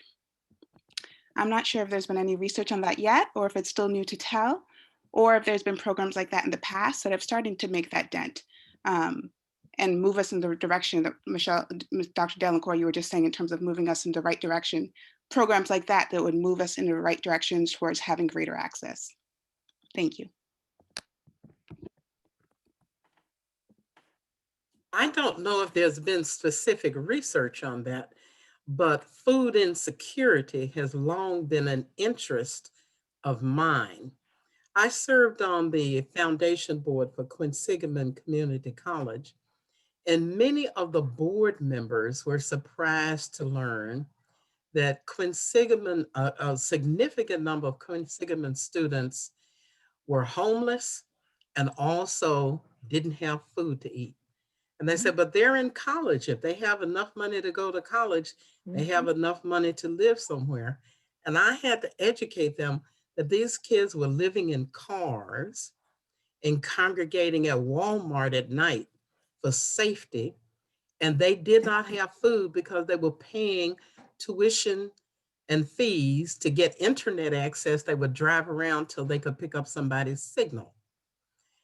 UMass Medical School started setting up food pantries at North High School and at some of the high schools in the North Quadrant because we found so many of the children were undergoing food insecurity. So at the beginning of the pandemic, we found out that the children who normally ate at school didn't have food anymore. And that's where the whole thing came about, delivering food. Does that answer the question? I don't know, but at least people are getting food now. I've seen the long lines of people waiting to get food and to try to get enough food for their families for 1 week. We really have not addressed homelessness and food insecurity in this country. We have not. Now, Chantal, I know that you didn't direct the question to me since I'm probably not in medicine, but I want to offer this, that yes, after the pandemic is over, foods that are delivered or groceries that are delivered are going to cost you more. And the people who are going to be affected will be the same population we're talking about today, who might not be able to afford having food delivered. So you see, the system has continually disenfranchised Black and Brown people. That's the way it's set up. And all of some of these technology, we really can't make use of them because of the inequities.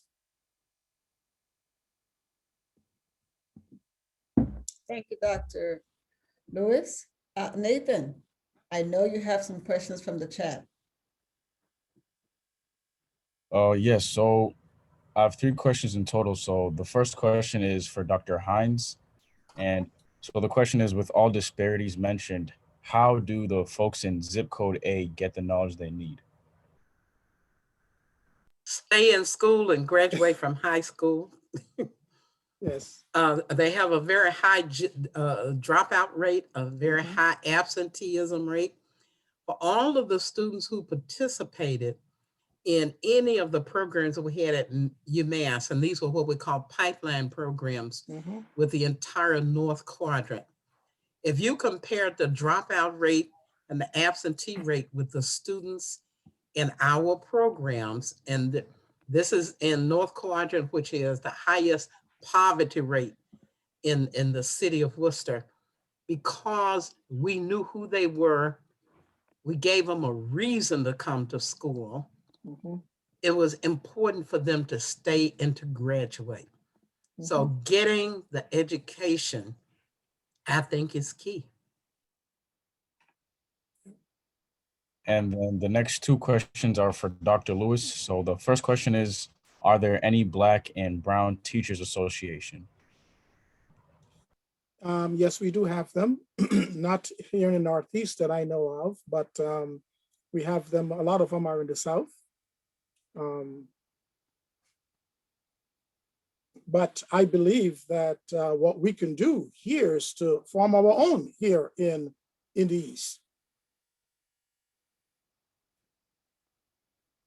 Okay, and then the last question is, the pandemic and remote learning have placed enormous strain on the education of our kids. So what will you say are the major impacts on our education system?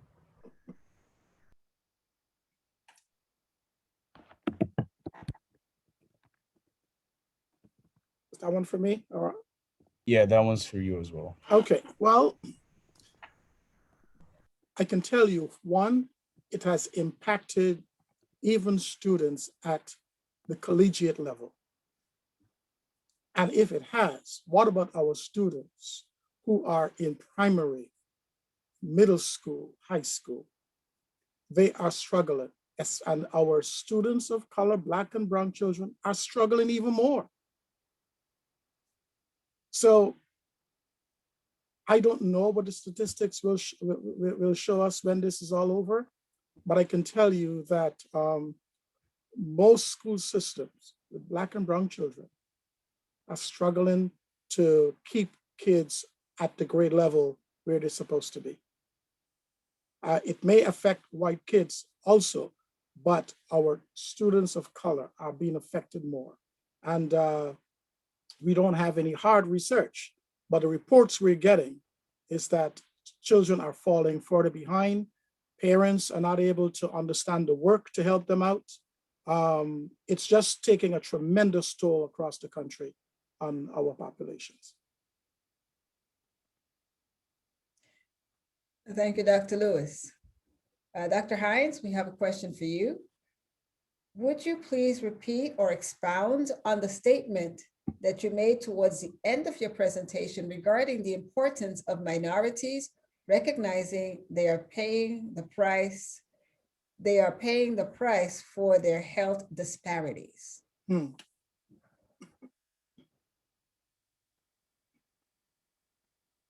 I think what I said was, for those who don't care about the health disparities in the minority communities because they feel it doesn't affect me, and if they get it, they'll just die, and then we won't have to be bothered with them.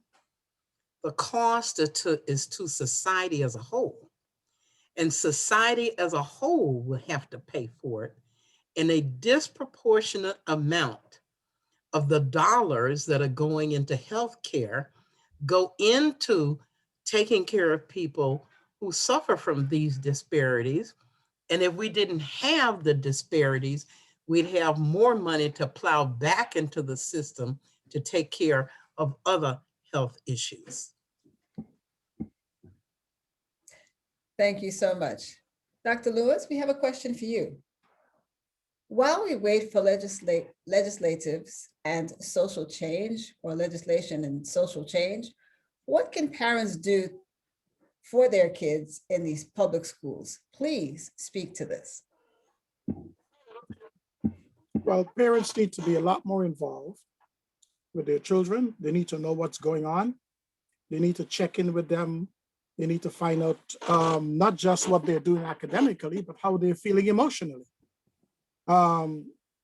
So I would say in general, the check-ins are important. It's not just go do your homework and the kids say, well, I'm finished my homework and that's the end of it. There should be a lot more accountability on the part of parents for their kids' work that they do. So that would be one. I would say two, also start very early, looking at a pathway for your kid. Find out what the kid would like to do and find out what pathway, what preparation is needed for the kid to go that way. Now, I can tell you that regardless of what pathway you choose, the time spent in researching and finding out and getting information is never lost. So I would call for more involvement. I know all parents would like to say that, you know, I'm involved in my kid's life. That's not true, as we're finding out. Parents could be a lot more involved. But here again, it goes to the socioeconomic status. Parents who work, come home tired, and have very little time to devote to that. But it's one of those sacrifices that we have to make. Because as Dr. Hines says, we'll pay for it somehow. Thank you, Dr. Lewis. We're going to stay right there parked at that street on the Lewis Street. And we're going to ask you, what are your thoughts on homeschool for Black and brown children? And I guess that's for me. Yes, sir. Well, I've read a lot about homeschooling. And if we look at this pandemic, we can say that to a certain extent, it is somewhat of a homeschooling. And some parents are just not capable of doing it. When we talk about homeschooling, generally, we're talking about the parent who is involved there as a teacher, but there are other models where they are program materials. I believe that the one thing that you would lack in homeschooling would be the social, emotional connections. And that is so vital and important to all children. So am I in favor of homeschooling? Up to a certain level, I would say yes. I would advocate for homeschooling, maybe up to maybe middle school if you have to. And when the child gets into high school, I would certainly want to see a lot more integration. Thank you so much. Dr. Pollinax, I believe you have a question. Yes, I have two questions. So first of all, thank you very much to Drs. Hines, Lewis, and Downcore for these wonderful and timely conversations that we're having. So the first question I have is for Dr. Downcore. I know at the beginning of your presentation, you had a slide about equality and equity. I would like to know if you could elaborate on that a little bit in terms of access to healthcare. And the second question that I have is for Dr. Lewis. So personally, when I was in high school, my lovely Haitian guidance counselor encouraged me to go to community college instead of applying to colleges, because this was the norm for the Black and brown kids. So this didn't happen because of a very generous English teacher who intervened for me to get another guidance counselor. So I would like to know, how do we encourage those who are in leadership roles who are supposed to encourage Black and brown kids to advance instead of giving them second thoughts to go do something else? All right, so getting to your first question, equality versus equity. I will share, I really like this graphic because it touches on quite a bit. So one, when you're thinking about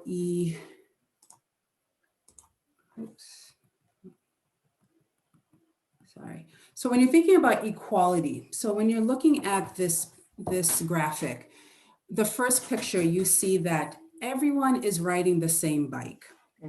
Everyone has the same size bike. So that means that, all right, if we think about that as a solution, let's say everyone wants to get to the market, okay? Everyone wants to get to the market or get to their primary care provider. So you say, all right, you need to get to your primary care provider. Let's give you all bikes, okay? We're all gonna give you bikes so that you can get there. As you can see, there's 4 people riding bikes and only one of them looks like they're comfortably riding the bike. One of them hasn't even started yet, okay?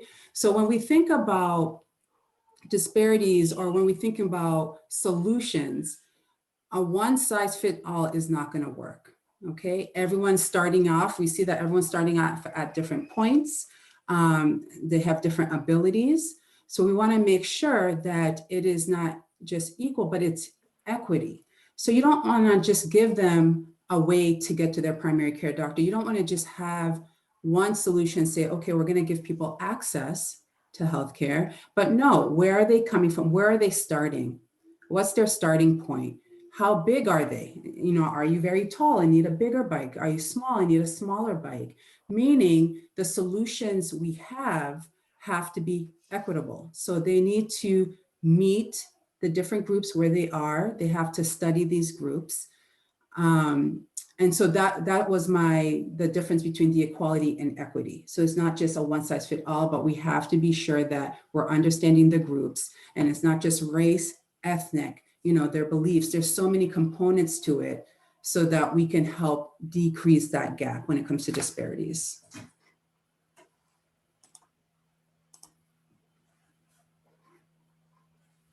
May I add something to that, please? A good case in point is facing us today with getting COVID vaccinations. Just about every state asks that you go online to register. And I know a goodly number of the senior citizens, especially Black and brown, don't know how to go online. Don't use the internet, don't have computers at home, if they have smartphones, don't know how to use them to get on the internet. So one of the things a group of us have suggested is every church be responsible for calling your senior members and registering them to get their vaccination.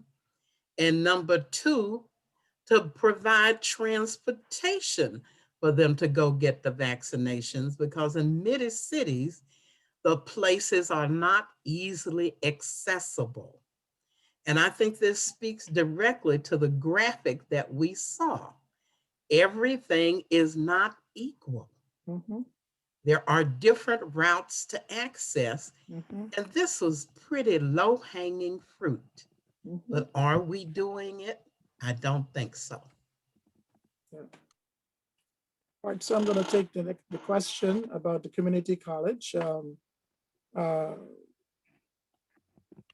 do adjunct at a community college, so I'm speaking out of experience. I know the type of rigor that is expected. Personally, if I were to do it again and money was a problem, I would go to a community college. The curriculum for the first 2 years of a community college matches almost exactly the 2 years in a 4-year. Regardless of what anyone tells you, it matches exactly.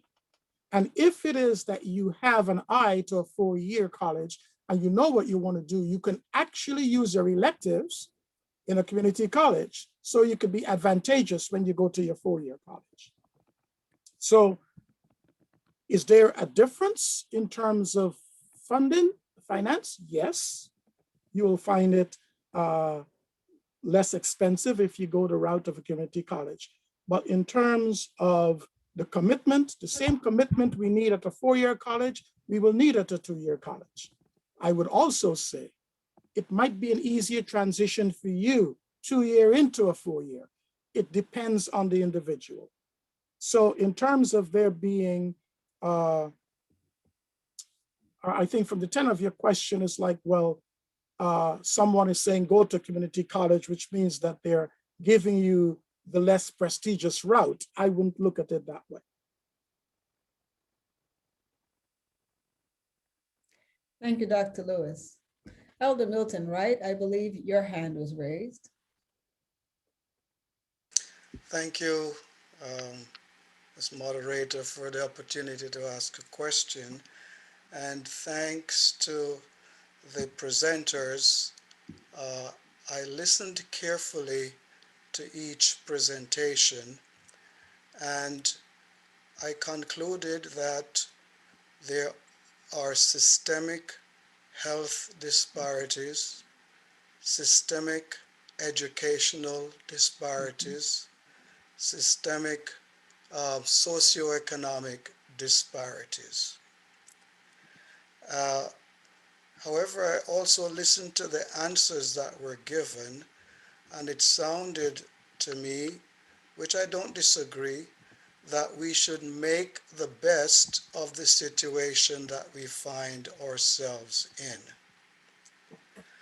Now, I'm not addressing any panelists in particular, but do you have any ideas about what we can do to address this at a systemic level?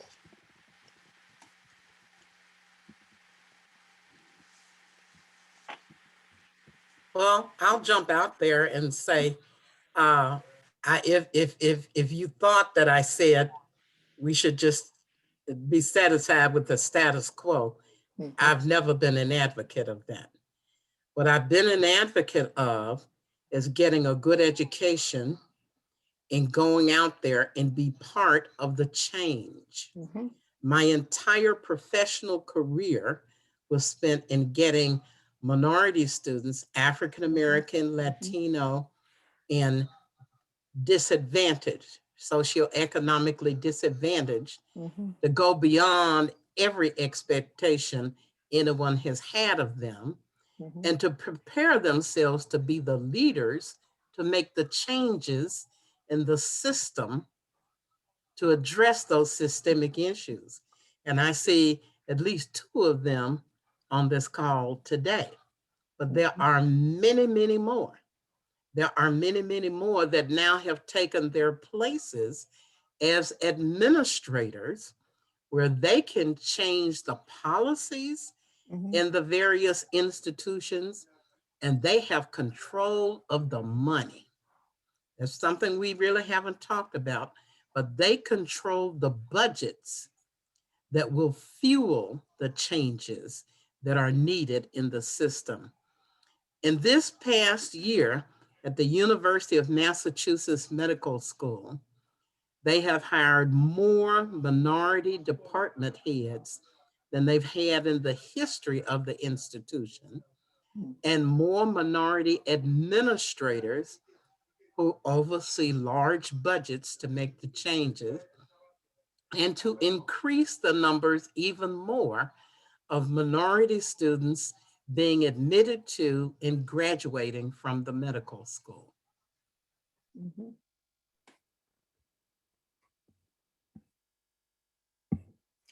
Thank you so much for that response.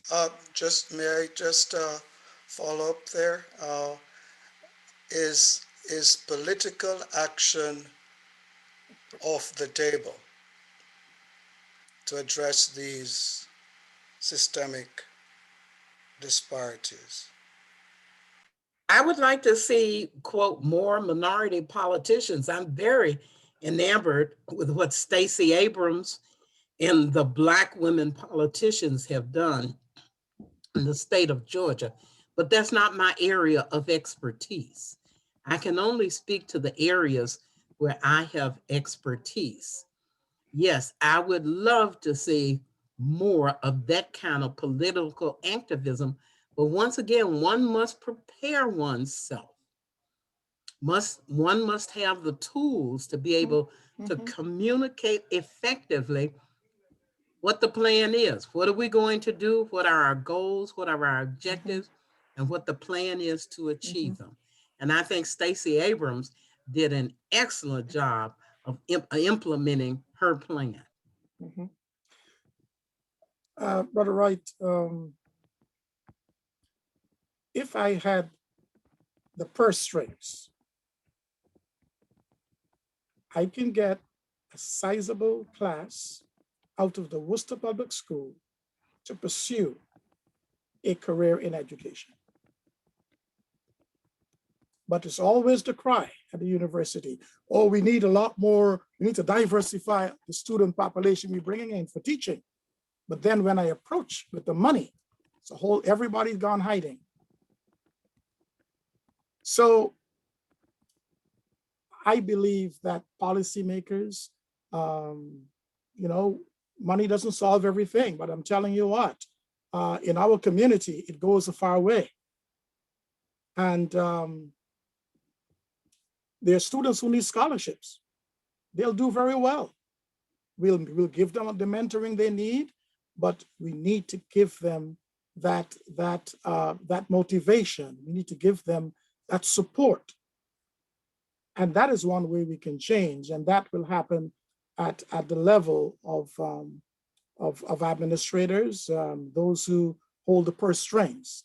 But they themselves have to be not just committed to speaking about it, but to doing something about it.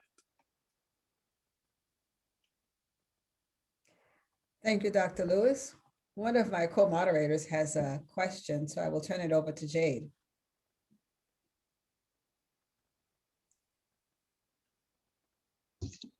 I have a question for Dr. Lewis. What strategies can we use to help our students stay engaged and learning effectively while learning remotely? I apologize, I didn't hear the whole question.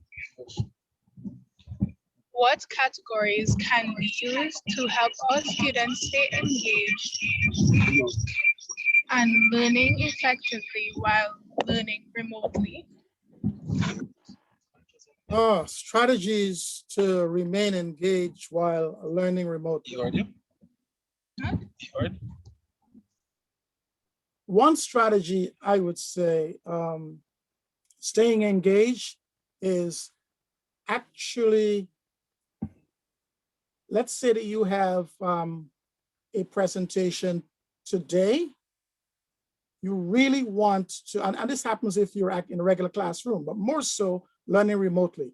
You want to make sure that you master that material beginning today, instead of leaving that material for the next day. Because I think with remote learning, what happens is that you're really not connecting the way you used to connect in regular classroom, because you're accustomed to receiving the material a certain way. So it's a whole different style of learning, and it calls for a lot of additional effort in order to keep current with the information that you're being presented. I would say that is one strategy. Don't put things off. Deal with it right away. Get the help you need. If you need help, call on someone who can give you the help that you need. And I find that that's one of the issues that our Black and brown children do have. We have to teach them to advocate for themselves. If you need help, please ask for help. The most somebody can say is, I can't help you today. Then ask somebody else. So those are two strategies I think will work very well with remote learning. Thank you, Dr. Lewis. The other question is for Dr. Downcore. Do you think we should teach the social history in medical school so that we can better collect information to address health disparities or barriers to care? Like, instead of focusing on smoking, ask about transportation, etc.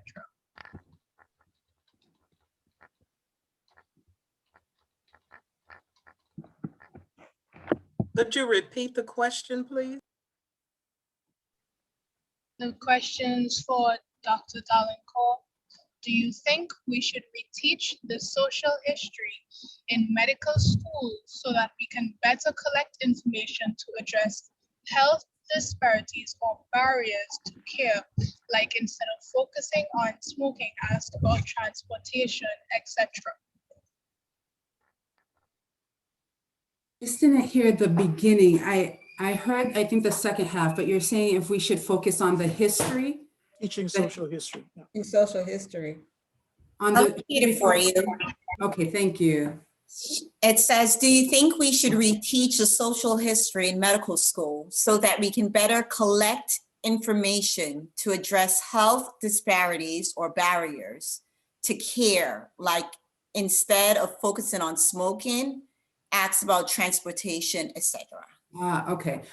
So I think actually both are very important. And I think that's an excellent question. So like I mentioned before, I went to Montefiore and it was a social medicine program. And so because of that, I felt that in our training, we took it a step forward. So it wasn't just, and I shouldn't just say just, because understanding someone's smoking history has a major implication to their health and different screenings. So I wouldn't say instead, because that's important, but yes, the social aspects of where the patient is coming from is it's key. So if I'm seeing a patient and their blood pressure is uncontrolled or their diabetes is uncontrolled, but they don't know where they're gonna go to sleep, they don't have a place to live, they don't know how they can get to work, if they even have a job, understanding how we can help them with those social aspects is gonna get them healthier. So I think that's a great question. And I think that it is important that we are addressing that. I did that more in residency, but in medical school level too, we need to understand the social determinants. We need to understand what are the social aspects of a person's life that's keeping them from being healthy or keeping them from getting their treatment in order for them to be healthy. That's right on. Thank you. Nathan, I believe you have a question. Yeah, I have a question from the chat and it says, why are community colleges looked upon negatively, and where does that come from? And I think that's for anyone to answer.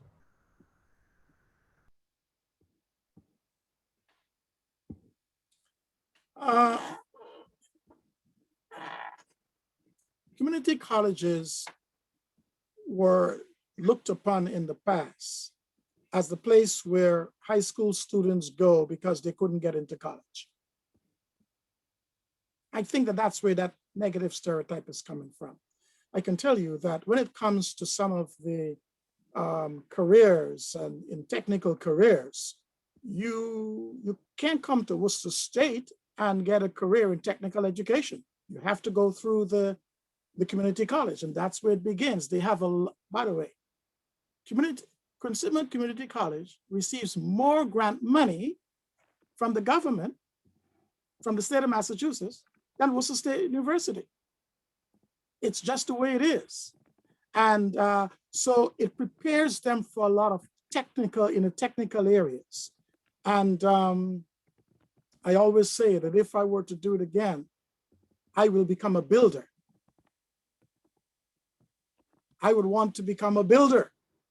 So I am not frowning on technical education. You know, there is a time that when you work with your hands, it used to be looked upon as not as great as becoming a medical doctor or as a professor. That's not the case any longer. And so working with your hands and getting a technical education is not looked down upon as it used to in the past. And in the past, those who looked down on it is because they didn't have the correct attitude towards work. So I don't know where the negative, I would say that's where the negative stereotypes comes from, but I would extol the benefits of a community college education. Let me follow up on that. For many years of serving on the admissions committee for the medical school, earlier in my career, the students who took the prerequisite science courses at community colleges did not perform as well on those sections of the medical college admissions test.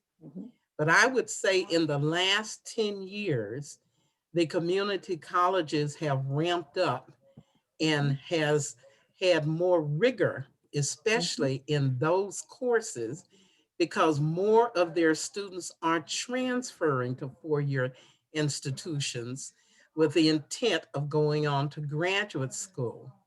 Today, we see the students who took the prerequisite science courses at community colleges, for the most part, performing on par with the students who took their courses at four-year institutions. But I think it depends on how seriously the student takes the courses. I think it is student dependent. How driven is the student? So in medical school admissions, we do not hold it against the student that they did their first 2 years of the curriculum at the community college. What we look at is their performance on the medical college admissions test.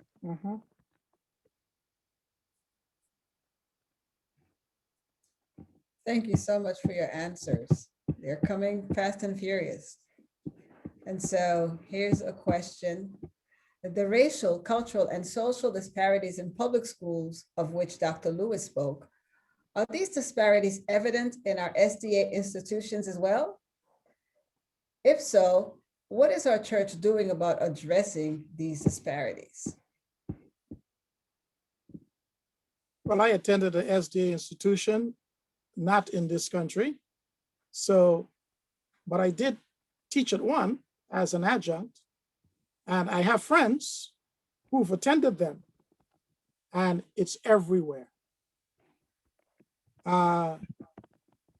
Yes, let me just stop by saying yes, and Pastor Norman is here. He probably can speak to that.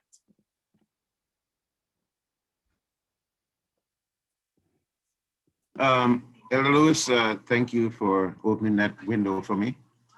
I passed through our higher learning institution that they, and I'm saying this not to disparage our higher institutions or our educational system, but the realities.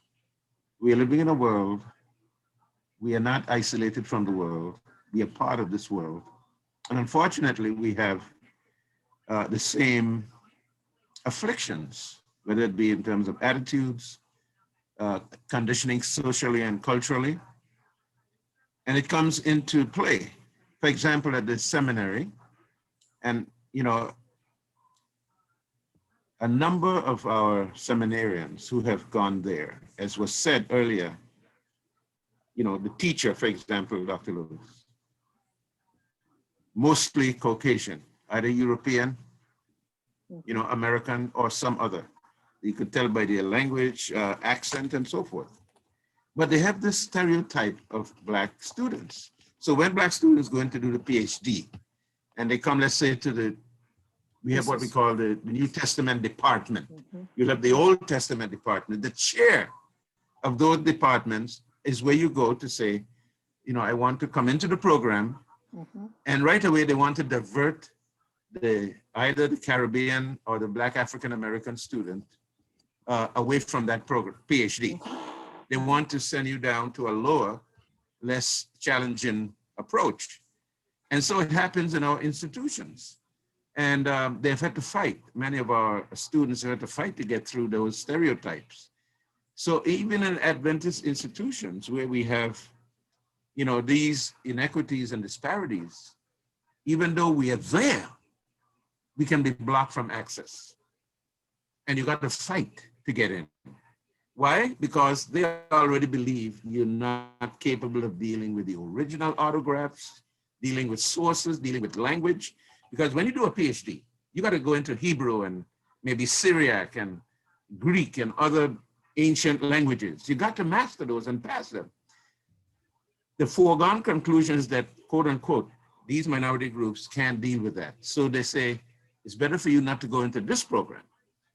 And that's unfortunate. And yet, we have seen brilliant students, both from the minority background, whether it be the Caribbean or in the American society, excelling in those programs when they are allowed to get in. So yes, even in our institutions, in the world in which we live, friends, the fact that we have the label Seventh-day Adventists does not mean we are sanitized or insulated from some of the same systemic attitudes, problems that prevail. I don't think we set up our schools to do that, but the individuals who operate within the system, they bring that to the table. So that's where the fight is, I think, with our people. Thank you so much, Pastor Norman and Dr. Lewis. We're going to stay parked on Dr. Lewis Boulevard. So I was told that one way to choose the one with the most money, if a college is well funded, they are more likely to keep a student whose performance is excellent, but he or she doesn't have the money to continue. Can you shed some light on that, please?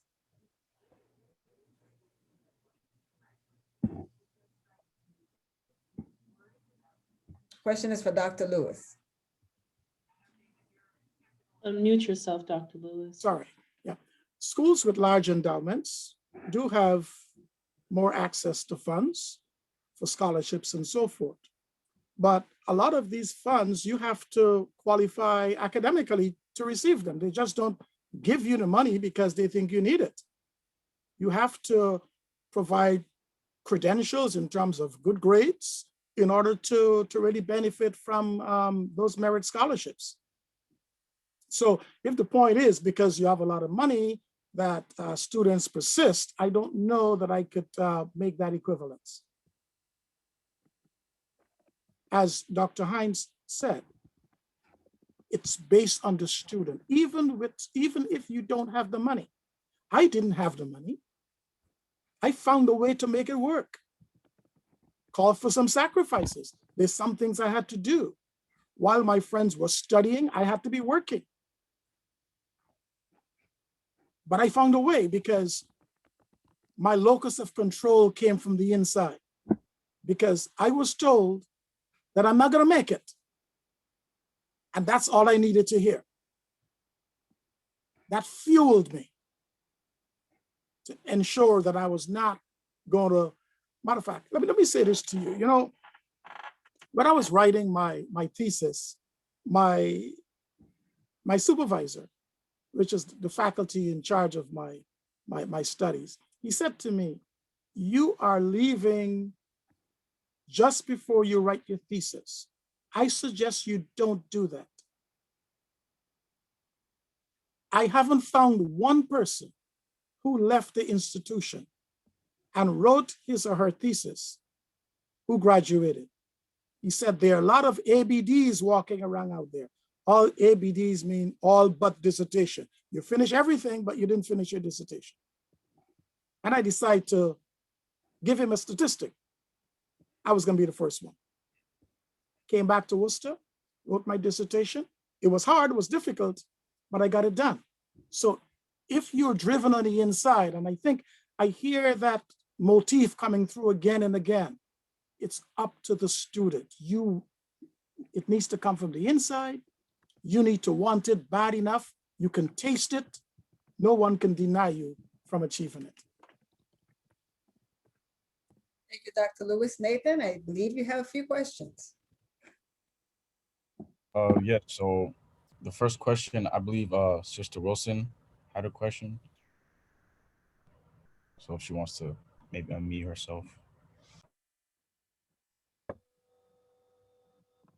My question is for parents that have to help their kids in their remote learning and they're not capable. How can we help our parents?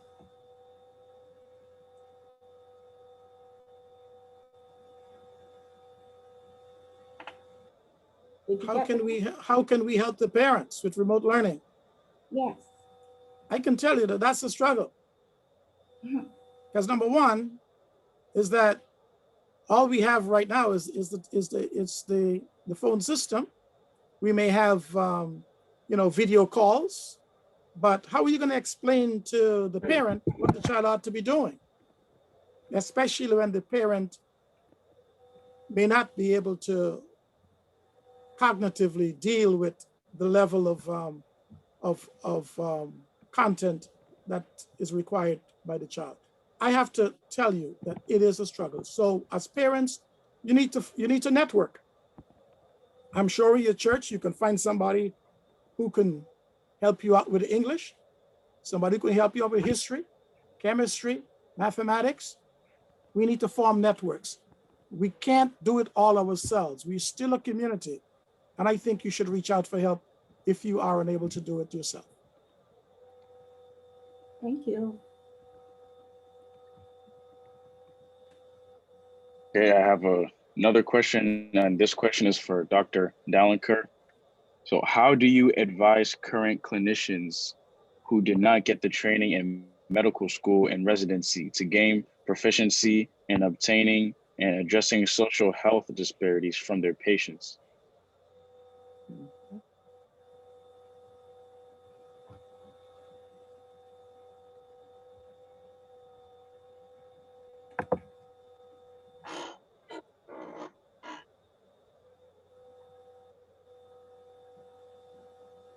And that question is for Dr. Downcore. Nathan, can you please move on to the next person, please? I think she'll be back. Okay. There's a hand raised, and Marie Clue has her hand raised. You've already answered. We're going to call it soon. Thank you. Yeah, I had another question. One more from the chat. It says, from the lens of the I have no idea. Pedagogy, I think. Pedagogy. Yeah, of the oppressed. How does each presenter overcome getting their voices heard at work? And that's for anyone to.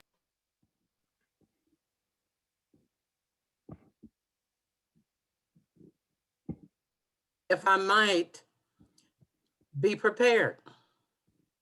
Be prepared. And I know often it's difficult to speak up or speak in public.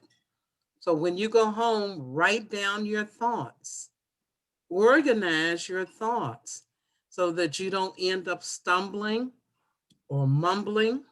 Practice, get in front of the mirror to make a speech, but remember to be short and to the point when you have a point to make. Now, I have to say, when I first got to UMass, I'd be sitting in meetings. I'd be the only Black person in a room of 20 or 30 people. And it seemed that they never recognized me. And one day, I don't know, maybe it was the devil got into me that day.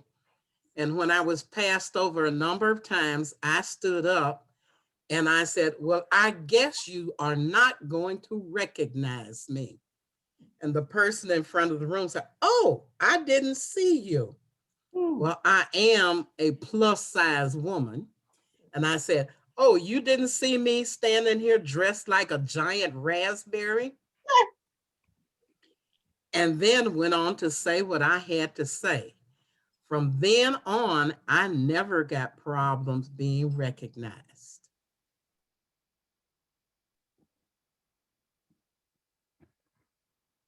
I definitely agree with that. I would also say, depending on what what I have to say, sometimes you want to make a change.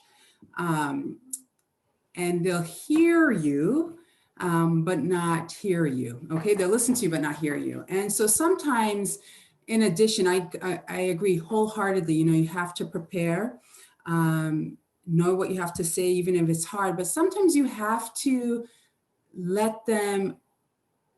show them why the change is necessary. And sometimes that requires you showing them how it's going to hurt them, or how it's going to cost them. And sometimes that's the only way they'll listen, is if they see that it's going to affect them personally, or if it's going to affect dollars. And so I'm not saying that's the best way, but a lot of people here, once it's going to start affecting their wallet or the organization's wallet. So I would also say, if you want to make a change and they're not hearing you, all right, do your research and show how this, why this is necessary, because not only will you get the change you want, but how it's going to advantage them as well.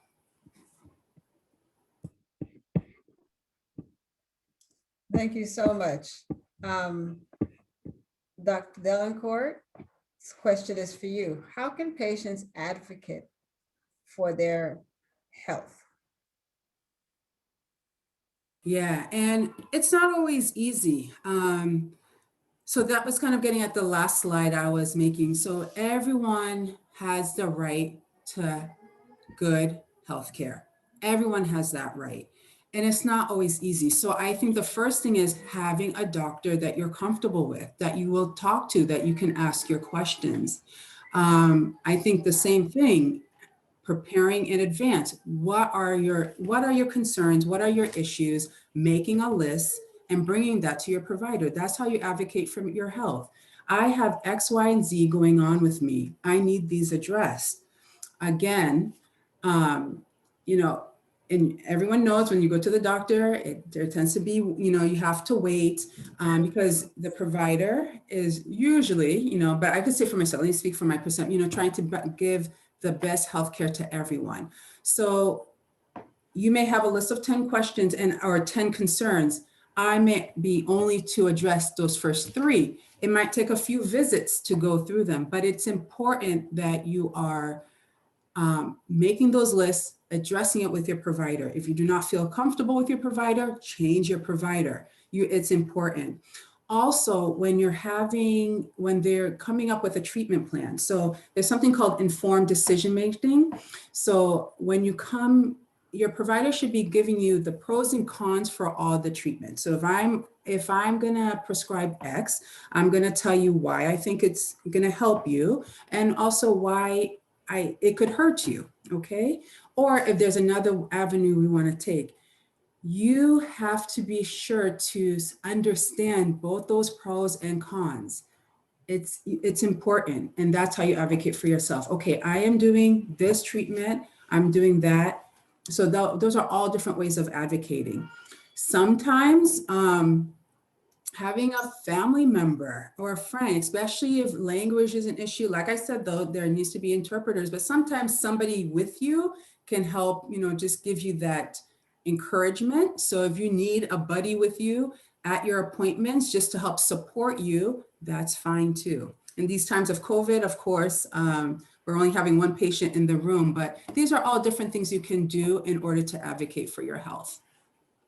And also, I should say, educating yourself too. So it's not just at the provider's office, but we have the internet for those who can. You have friends, you have this health ministry teams or the AY team asking questions like, I have this, what do you think? Books, newspapers, internet, whatever you can do to research and learn about the topics yourself too. And then there's a lot of bad information out there too. So then bringing that to your provider so that you can understand what's going on. Yeah. Dr. Downcore, what I find useful for myself is if I have to do blood work, go to see my doctor, is that I got the results. I'm looking up the results. I'm checking everything before I actually show up at the office so that I have my questions. So that if she raises something, is that I've already looked at some of that. And I find that useful. And it's only recently that I started doing it. And so I would recommend that as well. I think that's excellent. And excellent, because sometimes it could be intimidating, but a lot of the things you can figure out, like, okay, something's in range, out of range, or what these things are. And I think that's an excellent point.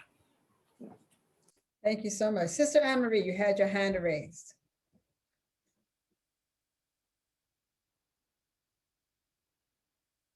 Hi, this is not Sister Anne Marie. Actually, this is her sister in New York. Okay. I had a question for Dr. Lewis. You kind of read it, but you didn't read it. I'll just read it. One of the things that I was told going to college is that try to choose the ones with the most money, because if you're an excellent student, and I went to Columbia, so I proved it.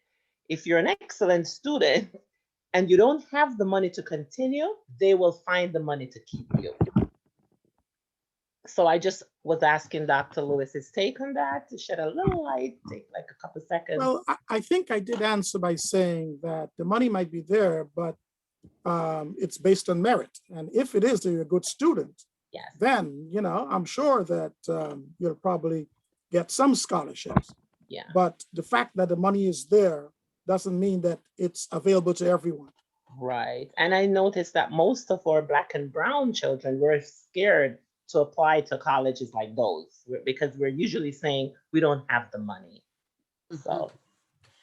May I add to this? Sure. In my time at UMass Medical School, the financial aid office reported to me only about 2% of financial aid out there is merit. 98% of it is based on need. And that means you have to fill out a FAFSA form, even for medical school. About 10 years ago, many of the Ivy League schools got together and came up with a pact that said any student whose family makes less than $120,000 a year would get full tuition at their institutions. That did not include room and board, though. The thought is the student has to have some meat in the game. They were all tied to maintaining a certain GPA. So if you fell below that GPA, it would be possible to lose that. But for undergrad and even on into medical school, 98% of the aid is based on need. The greater your need, the more, quote, free money you got. And so through the financial aid office at UMass Medical School reporting to me, I was able to monitor those kinds of things. Thank you so much. Handel, you had your hand up.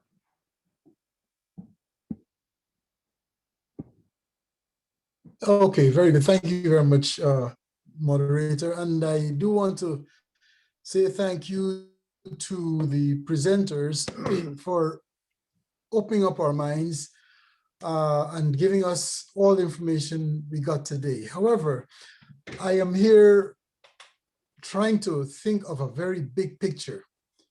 By this, I mean, here we are in 2021, and we are discussing these matters, these issues.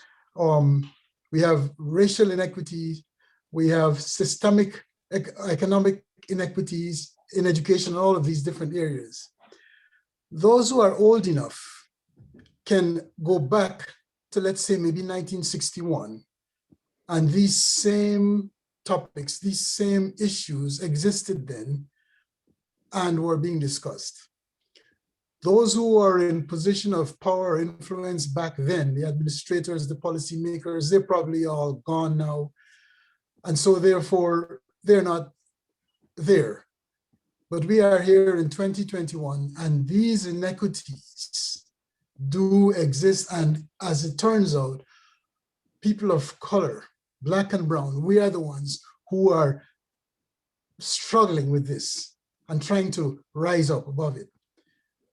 I ask the question then, is it realistic to think that maybe another 20 years, 30, 40, 50 years from now, if time should last, and as some Adventists, we know that the Lord will come one day and put an end to it. But from what I'm seeing here, it seems as though knowledge is a key and important factor in helping us to either rise above these inequities or eventually get them to be dissolved some way, somehow. What I'm asking is there any resource out there that, let's say, the average person, I know the educators and the professors, they have a little bit more access to, well, a lot more access to information and can see a lot more and can guide a lot more. But is there any resource so that an average parent with a middle schooler who is struggling because of these inequities can latch on to, can hold on to, and hope that someday these inequities might be gone? The point is, if there are inequities, somebody in positions of power and influence is sitting there and making decisions deliberately that allow this to continue on. And Brother Wright asked the question earlier, is there a political solution to it? I don't know, I can answer it necessarily, but is it practical or realistic to have the hope that these inequities can be eventually dissolved some way, somehow, so that 50 years, if time should last, we wouldn't have to necessarily, go ahead. While we hope, I think what was made clear this afternoon is that education is key. And it begins with literacy, reading, writing, arithmetic. Yes, we might not see the dismantling of the system and everything becomes equal, because we live in a sinful world. And look, I believe that it's going to be this way into the foreseeable future. There might be some changes, but I believe that we have to deal with the system we have. And there are ways to do it, because we have, and Dr. Hines is going to tell you, she has seen youth from certain impoverished areas who've come up and who've done well for themselves, maybe even better than she has. So it is possible. But the main key is a good, solid education, which begins from very young. So a lot of our kids are into all this technology stuff and this game playing stuff, and they play games 24 hours a day, and that's a little exaggeration, but that is not helping. They should devote that time to preparation. Yes, they may not understand the value of the preparation now, but parents need to sit on them. Once they live in your house, they have to do it the way you inspiring them to do it. The day comes when they say, thank you. I would So- also add networking. Yes. Networking. And right now, you are a part of a very effective network. When I first arrived in Worcester in 1989, I was summoned by Elder Jones, who I believe was head of the Adventist conference in this area, invited to come and have dinner because he wanted to check me out. And after he checked me out, every year he sent 2 or 3 students from the Adventist community to be advised on what it takes to get into medical school. And it came to the point where we could count on that. They came as high school students, they came as college students, but I can tell you a number of those students have gone on to graduate and take their places in the medical community. That's part of your network. So take advantage of that network. The other thing you have that we didn't have is you have the internet. You can Google summer programs for students interested in medicine, summer programs for high school students interested in engineering, summer programs for students interested in this, that, or the other. So you have access to information that we never had 20 and 30 years ago. So use that information, but use your network. And then as the young people latch on to people as mentors, let the mentors mentor, okay? Because there are things that we're going to tell them that you might not agree with, but it's because you don't have that experience. And I've had to sit down and talk to parents and explain why I suggested that their kid did this, that, and the other, and ask the parent, you be the parent, but let me be the mentor. So those are some things that have to happen. And I was at UMass from 89 to 2016, almost 30 years. And I can tell you the mentoring circles, the circles of networking just kept getting wider and wider and wider. And your network in the Adventist church was one of the most effective ones I had ever encountered.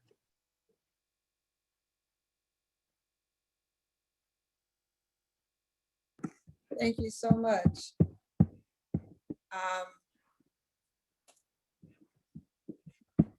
Do you have a few more questions that came in before we close the chat?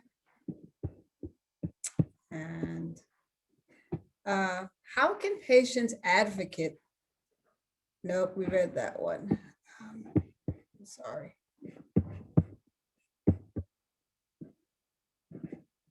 Public schools tend to focus lens on Black history overall. How can that change?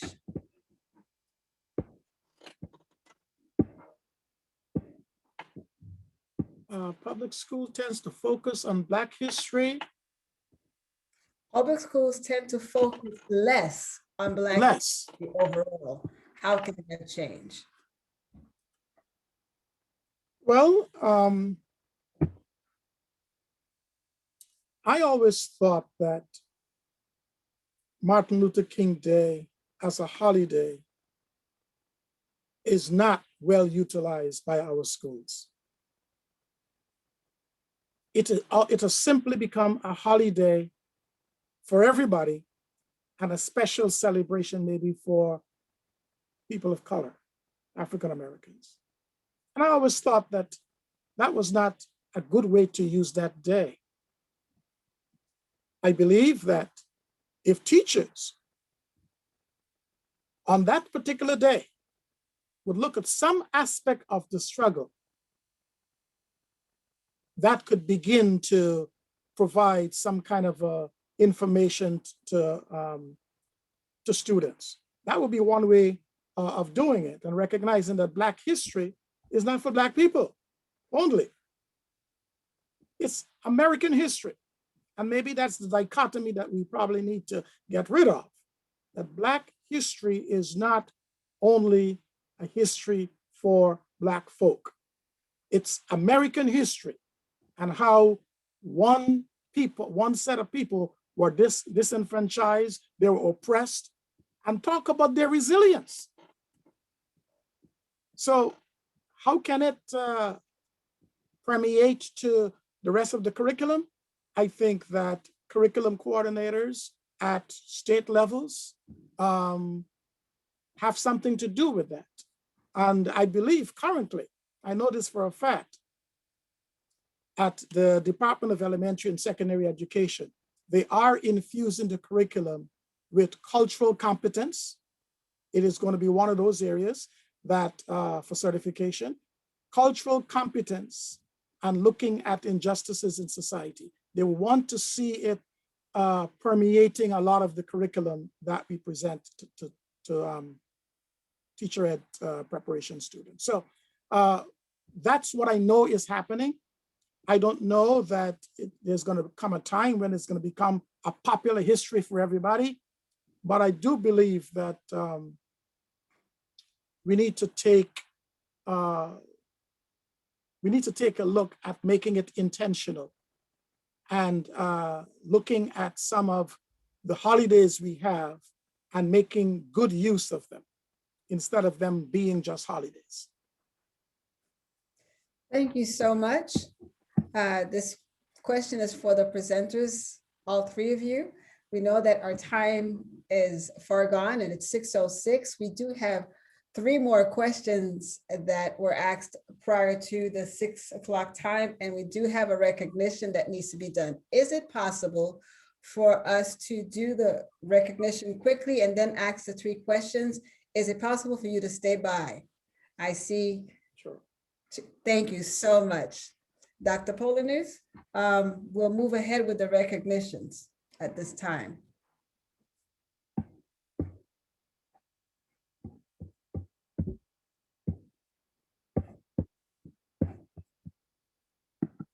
So I think we'll call on Marissa to make her presentation. Hi, everybody. Good evening, and thank you for joining us for today's program.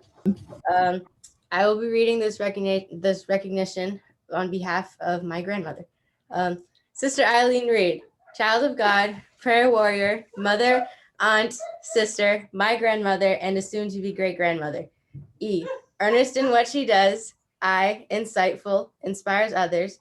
L, laid back, loyal to family and friends. E, encouraged, enriched the lives of others. E, eloquent in everything she does, and no car. Granny finds a way to get around without a car. She uses technology to get around. Her vehicle does not require gas, 4 wheels, nor does bad weather hamper with her vehicle. No need to worry about physically getting behind the wheel. Without these required standards, her vehicle is very reliable and always moving during the pandemic. She ensures it is well serviced as this is her mode of transportation. This vehicle is used to visit you wherever you are, transport her to Sabbath school, church services, and prayer meetings. Granny's phone, along with the Holy Spirit as her driver, travels wherever she wants to go. She does not wait for you to be ill or on your dying bed before she visits. Her calls are uplifting and encouraging. Our family describes her as funny, encouraging, generous, one who has hidden talents, self-sacrificing, a no-nonsense person who cooks, bakes, and sews for her family and friends. Granny is the one person who is always willing to help family and friends who are in need.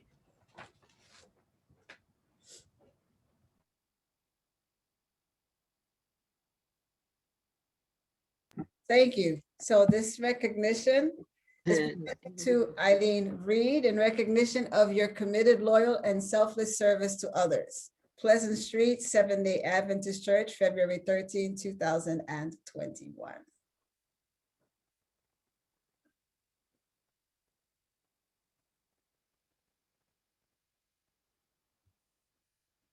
Thank you, my dear. Thank you very much. So, you know, it takes a village, and we're all a part of the village, and it's important to recognize those who paved the way for us in our village. And so in the same way that we've recognized Sister Eileen, Sister Esther is going to make a recognition at this time. Sister Elder Esther Small from the Northborough Church. Good afternoon, everyone. It is a pleasure to have this opportunity and honor to make these presentations. I have to tell you, it has been a rather challenging afternoon. Of course, we are in a pandemic. And as such, my father was in transition from the hospital, as you know, to a rehab facility. And I believe we are finally able to have things settled so he can be listening via Zoom iPad from the rehab center. However, this afternoon, we are approaching the recognition from a different angle. We are on the eve of Valentine's. I understand that the theme for Black History this month is the family. And so we would like to recognize some individuals this afternoon. Two of them I happen to know very, very well. Let me tell you one thing that I can recall about these two individuals. These two individuals have been married for over 50 years. In fact, I think this year, June, for them will be 52 years. And yes, my mom is turning around looking at me because this is a surprise. Mom and Dad, this is about you. One thing I could recall over the years is, you know, some of us on this Zoom line will understand what it means when we say teeth and tongue must bite. In other words, the parents have a disagreement. And then my mother would start to fuss. And you know what my father would do? He would start to sing, smile a while and give your face a rest. Raise your hand to Kenneth, the one you love the best. And then my mom would start laughing, and that was the end of the fussing and the carrying on. You know, those things kept them together over the years. And so despite all the years, the trying times that they have been through, even now, with my dad being in the rehab, yet their marriage remains strong and steadfast. The other couple that we would like to recognize this afternoon is somebody who is both parties actually are very familiar with the clawless hammer. By now, Cardi and Margaret, you know it's you. Kadia has joined us. She's here on the platform. But she sent this on behalf of herself and her siblings. She says, happy Valentine's Day, Mom and Dad. Being raised in a godly home is a blessing without measure. I don't want to think about you or where I would be without your love for God, each other, and for us. May God continue to keep you and bless you.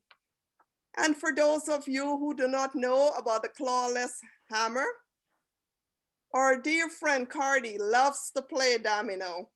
And back in the day with his good friend Jim Fenton, Ethel used to say, I am going to put a nail in the door so that Jim doesn't get out. And then Margaret used that hammer also. But it didn't deter Cardi. I think he found an hammer that had a claw and still went to play his dominoes. But let me hasten on here and tell you this. Despite all the years, the trying times that you have both been through, yet your marriage remains strong and steadfast. True love doesn't happen right away. It's an ever-growing process. It develops after you have gone through many ups and downs, when you've suffered together, cried together, and laughed together. And that's by Ricardo Montalban. Two more quotes. This one is by T. Tallis. To love is nothing. To be loved is something. But to love and be loved, that is everything. Cardi and Margaret, Merle and Kenneth, we know that you love. You know that we love you, and that is everything. And so Cardi, Margaret, Merle and Kenneth, you are loved. On your 50+ years, we cherish the blessing that God has given you through your marriage and family.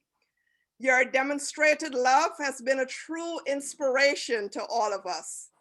As you have grown closer, your love has grown that much stronger. The Lord is to be praised. We salute these two couples today as partners in life. Cherish this blessing, and through God's grace, we pray for you many more years of joy and happiness together.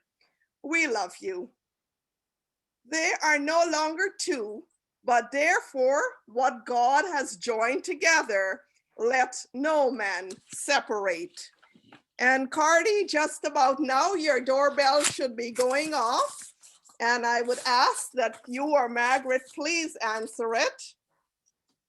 And I have a plaque here that I will show to individuals, and I will read what it says.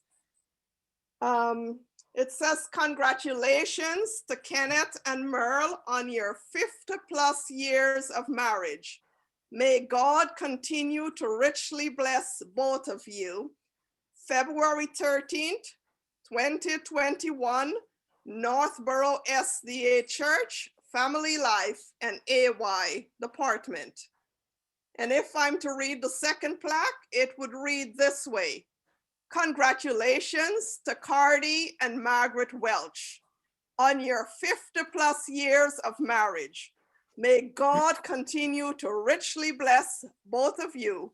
February 13, 2021, Northborough SDA Church, Family Life and AY Department. Sounds like he got the delivery, Esther. I think Well, thank you, guys. I did ask Marcel to She's here. on standby and be at the door to make Can you go over there? Marcel, you can come around. You come around. Hey, Esther.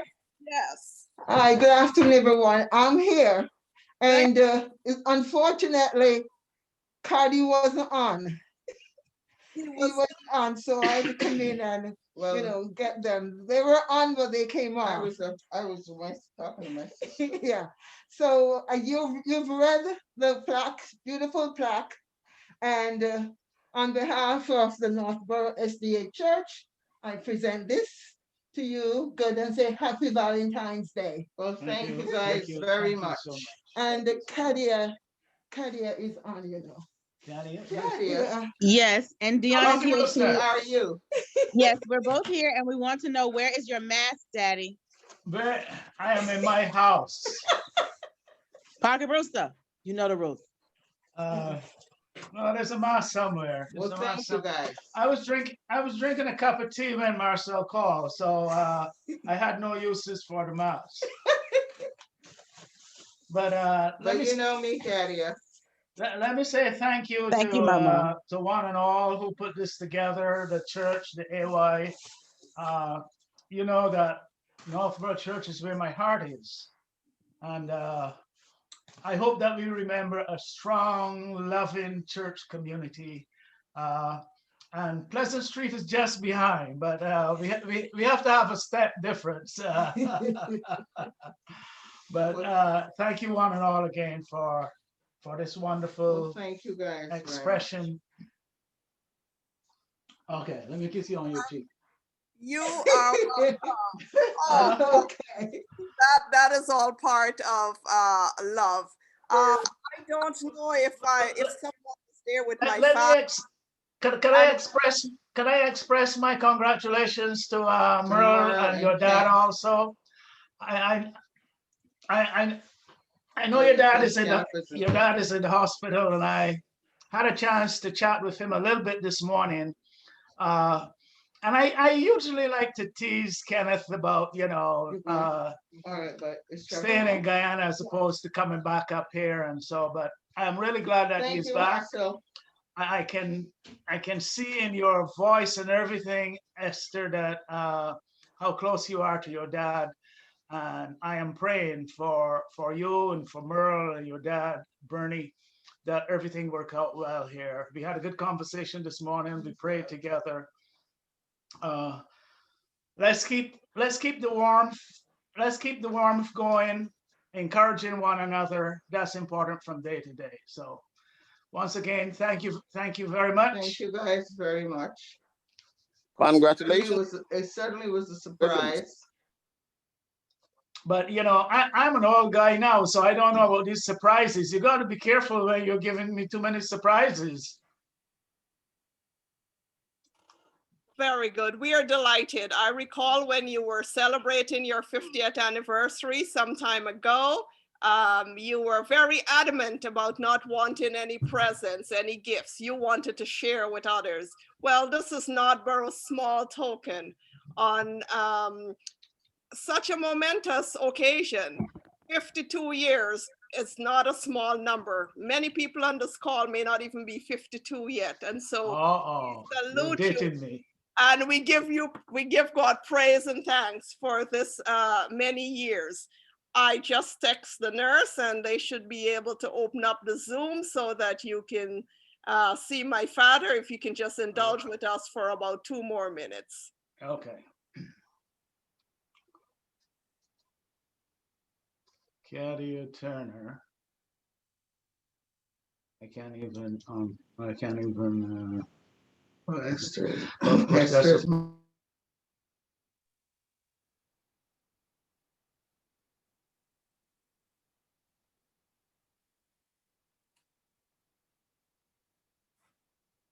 Is anyone able to see them yet? See him? Oh. Do you happen to know the tag or the ID we're looking for? I don't have it. Default ID. Default? Do you see me yet? I see. Use your iPad. I'll spotlight. Oh, there you are. I see you, Chris. Thank you very much. Thank you. You're welcome. Chris is the nurse taking care of my father right now. Oh my. There you go. Okay, I don't want my face to show them, man. Too much of hair and so on my face. Sounds good. Hi, Brother Ken. Hey, don't hide your face. Yes, man. I can. I'm sorry that I didn't even shave my face, man. It's all part of the surprise. I must let you all know that I love you all very, very much, man.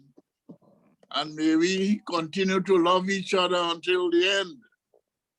Let's prepare our life to meet our Maker. I know that He's not very far away. Right. May our life be in harmony with His divine will so we can hear the well done from His lips when He comes. You know? Ken. Yes. Ken, Miss Merle told me that she would accept you with any face, so don't worry about it. I see you. I see you out more. But we want to wish you well. More looking very happy. You say something yes, to he's me. Looking happy. He's looking you happy. You say something to me now and then you do something after. Look at the smile on Miss Merle's face, huh? Yeah. Very good. This has been wonderful. This has been wonderful. It's a nice Thanks for the church, man, for what they have done. Thank you very much. I hope the cooperation would continue to be as the same or even grow stronger. You know? Very well. We will by God's grace. Thank you. Thank you. I can. All right. All right. Have a good night. Okay, be good to yourselves. This is Beulah. and Hello, Beulah. Palmer. Marlene. Yes, I got the voices from Beulah. Okay, so This is Leona, Brother Ken, All Brother right. Ken. I think the problem Thank is not God over. for We need to mercy continue the and program. grace. Leona, Thank God for mercy and grace, Brother Ken. I always ask about you. Congratulations to you and more. Leona, Thank you. thank you. you. I need to turn the program back over to the moderator. We will be able to probably greet at the end. Thank you very much and God bless everyone. Okay, be good to yourself. Thank you to the honorees and thank you, Elder Esther. We lost one of our presenters, but I hope that she's still around enough for us to say thank you for coming on this afternoon and blessing us and enriching our lives with the information. Our last three questions are as follows.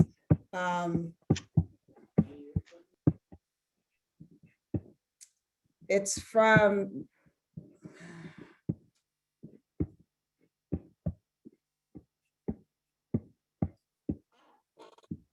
and it speaks about, well, I'll call on Janae Johnson, who had a question.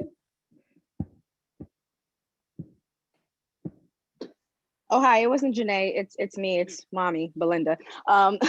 My question was, actually, it's more so of a statement / question is in regards to what I believe it was Mr. Handel that was speaking. And it sounded as if what he was saying was more so that he felt that there's something that needs to, what can be done as in right now for a person who's struggling with a middle-aged student or what middle school child or what have you. And the thought came to my mind, I don't know if any of our churches have this, whether it be Northborough or Pleasant Street, if we had some sort of mentoring group. I know we do have a lot of teachers in our church, in our congregation. And I was just wondering if that would be something that our churches would consider to kind of help the students that are struggling right now.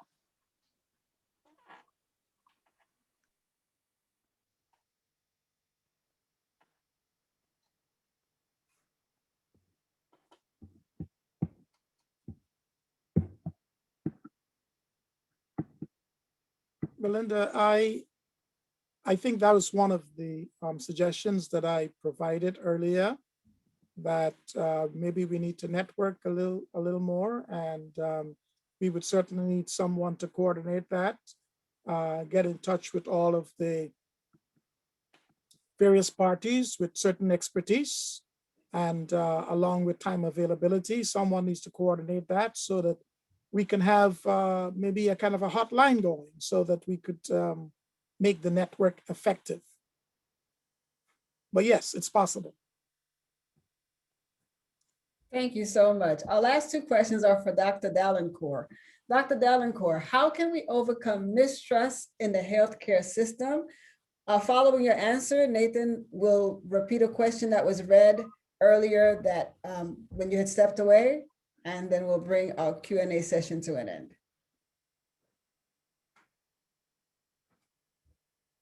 So the question is how to overcome mistrust in the healthcare system. You know, the mistrust is rooted, it has deep roots. So it's gonna take time, but I know I keep saying the same thing, but as far as learning about the history, but then also moving forward, have a provider that you trust. If you don't, I'm sure you have a friend or a family member that you trust.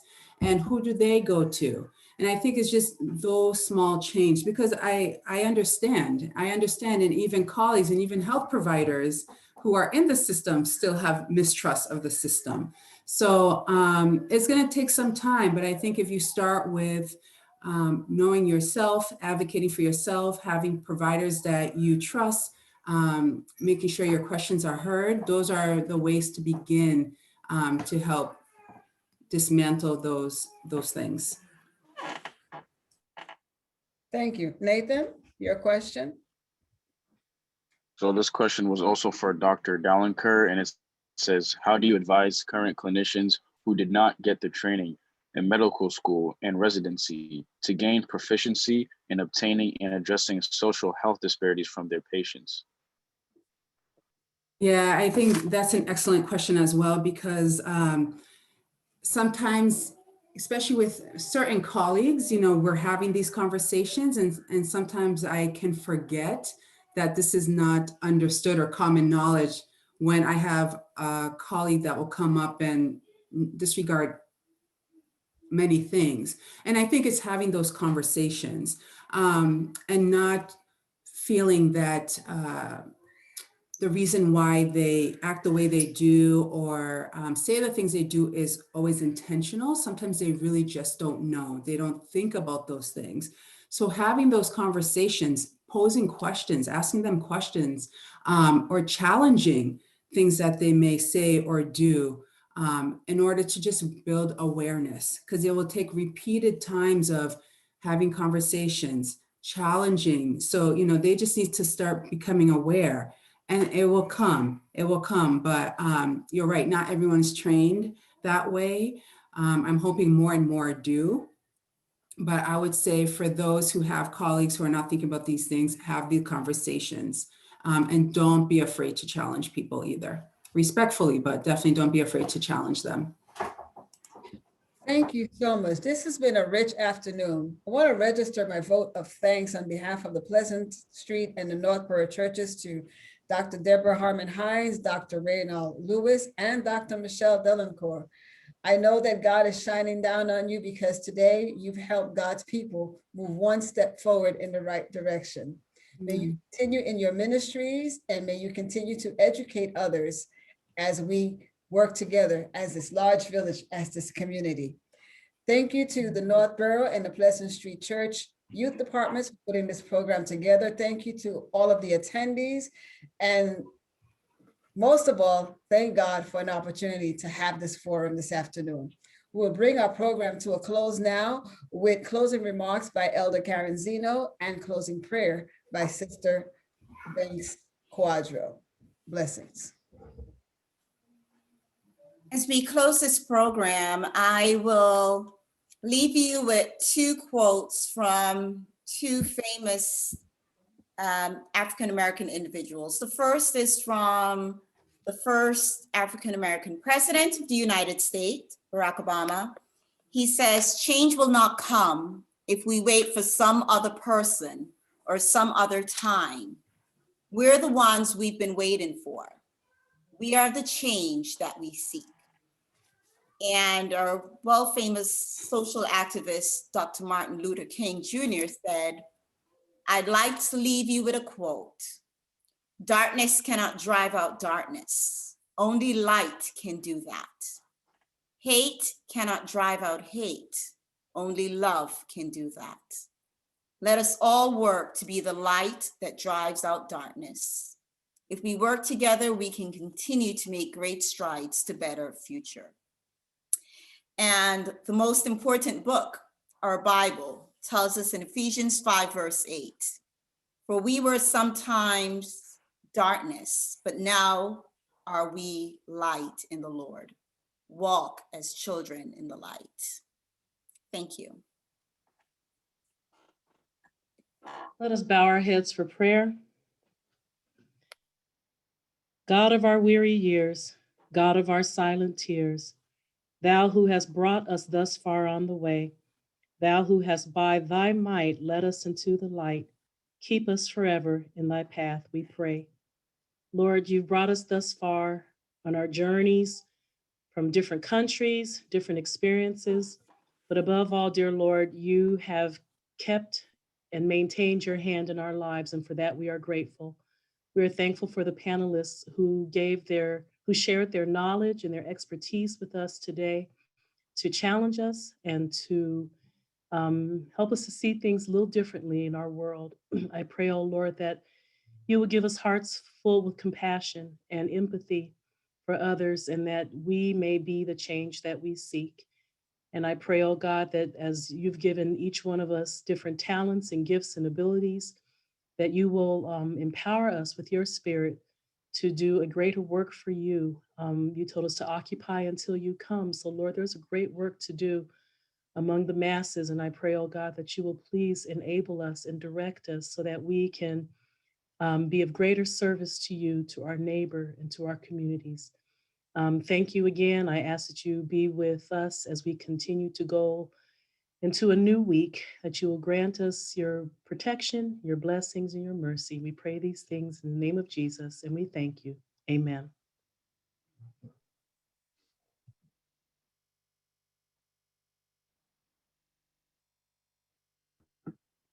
Thank you and have a blessed week, everyone.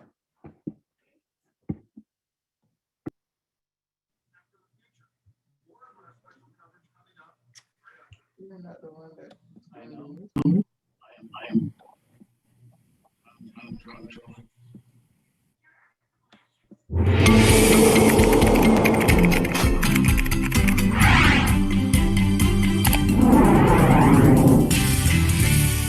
Hey, how's it going, everyone? This is Pastor Danny from the Southern New England Conference Youth Department.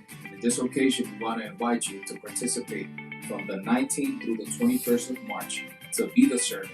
Throughout that weekend, we're going to be celebrating Global Youth Day. So I'm calling out all the club ministries, PCM, Mission is Possible Crew, and family ministries, and all those who want to get involved to Be the Servant. Don't forget, we have the opportunity to be the life, to be the love, to be the hands and the feet of our Lord Jesus Christ. So for more information, follow us on social media. Don't forget, it is possible. Go and do. Check out this video. Global Youth Day has been a day that young people around the world look forward to. This past year, many of us had to stop our plans due to COVID-19. Instead of going out to impact the community, we held a prayer session over the youth and those fighting this new virus. 2020 was not what we expected, but we are sure that 2021 will be different. We are calling for all young people, adventurers, pathfinders, ambassadors, young adults, and public campus ministry students to start planning for Global Youth Day 2021. Prepare to be the sermon, to be the hands and feet of Jesus, whether it's in person or virtual. Global Youth Day 2021, reaching out, cultures, colors, and communities.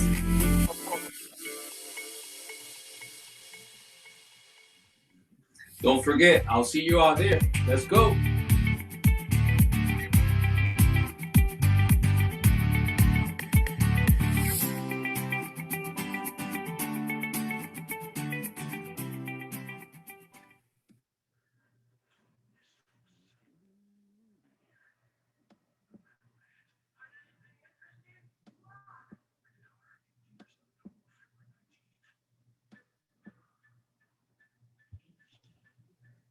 Have a good night, everyone.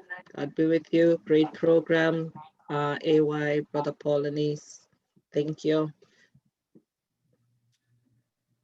Thank you, everyone. Good night. It's night indeed.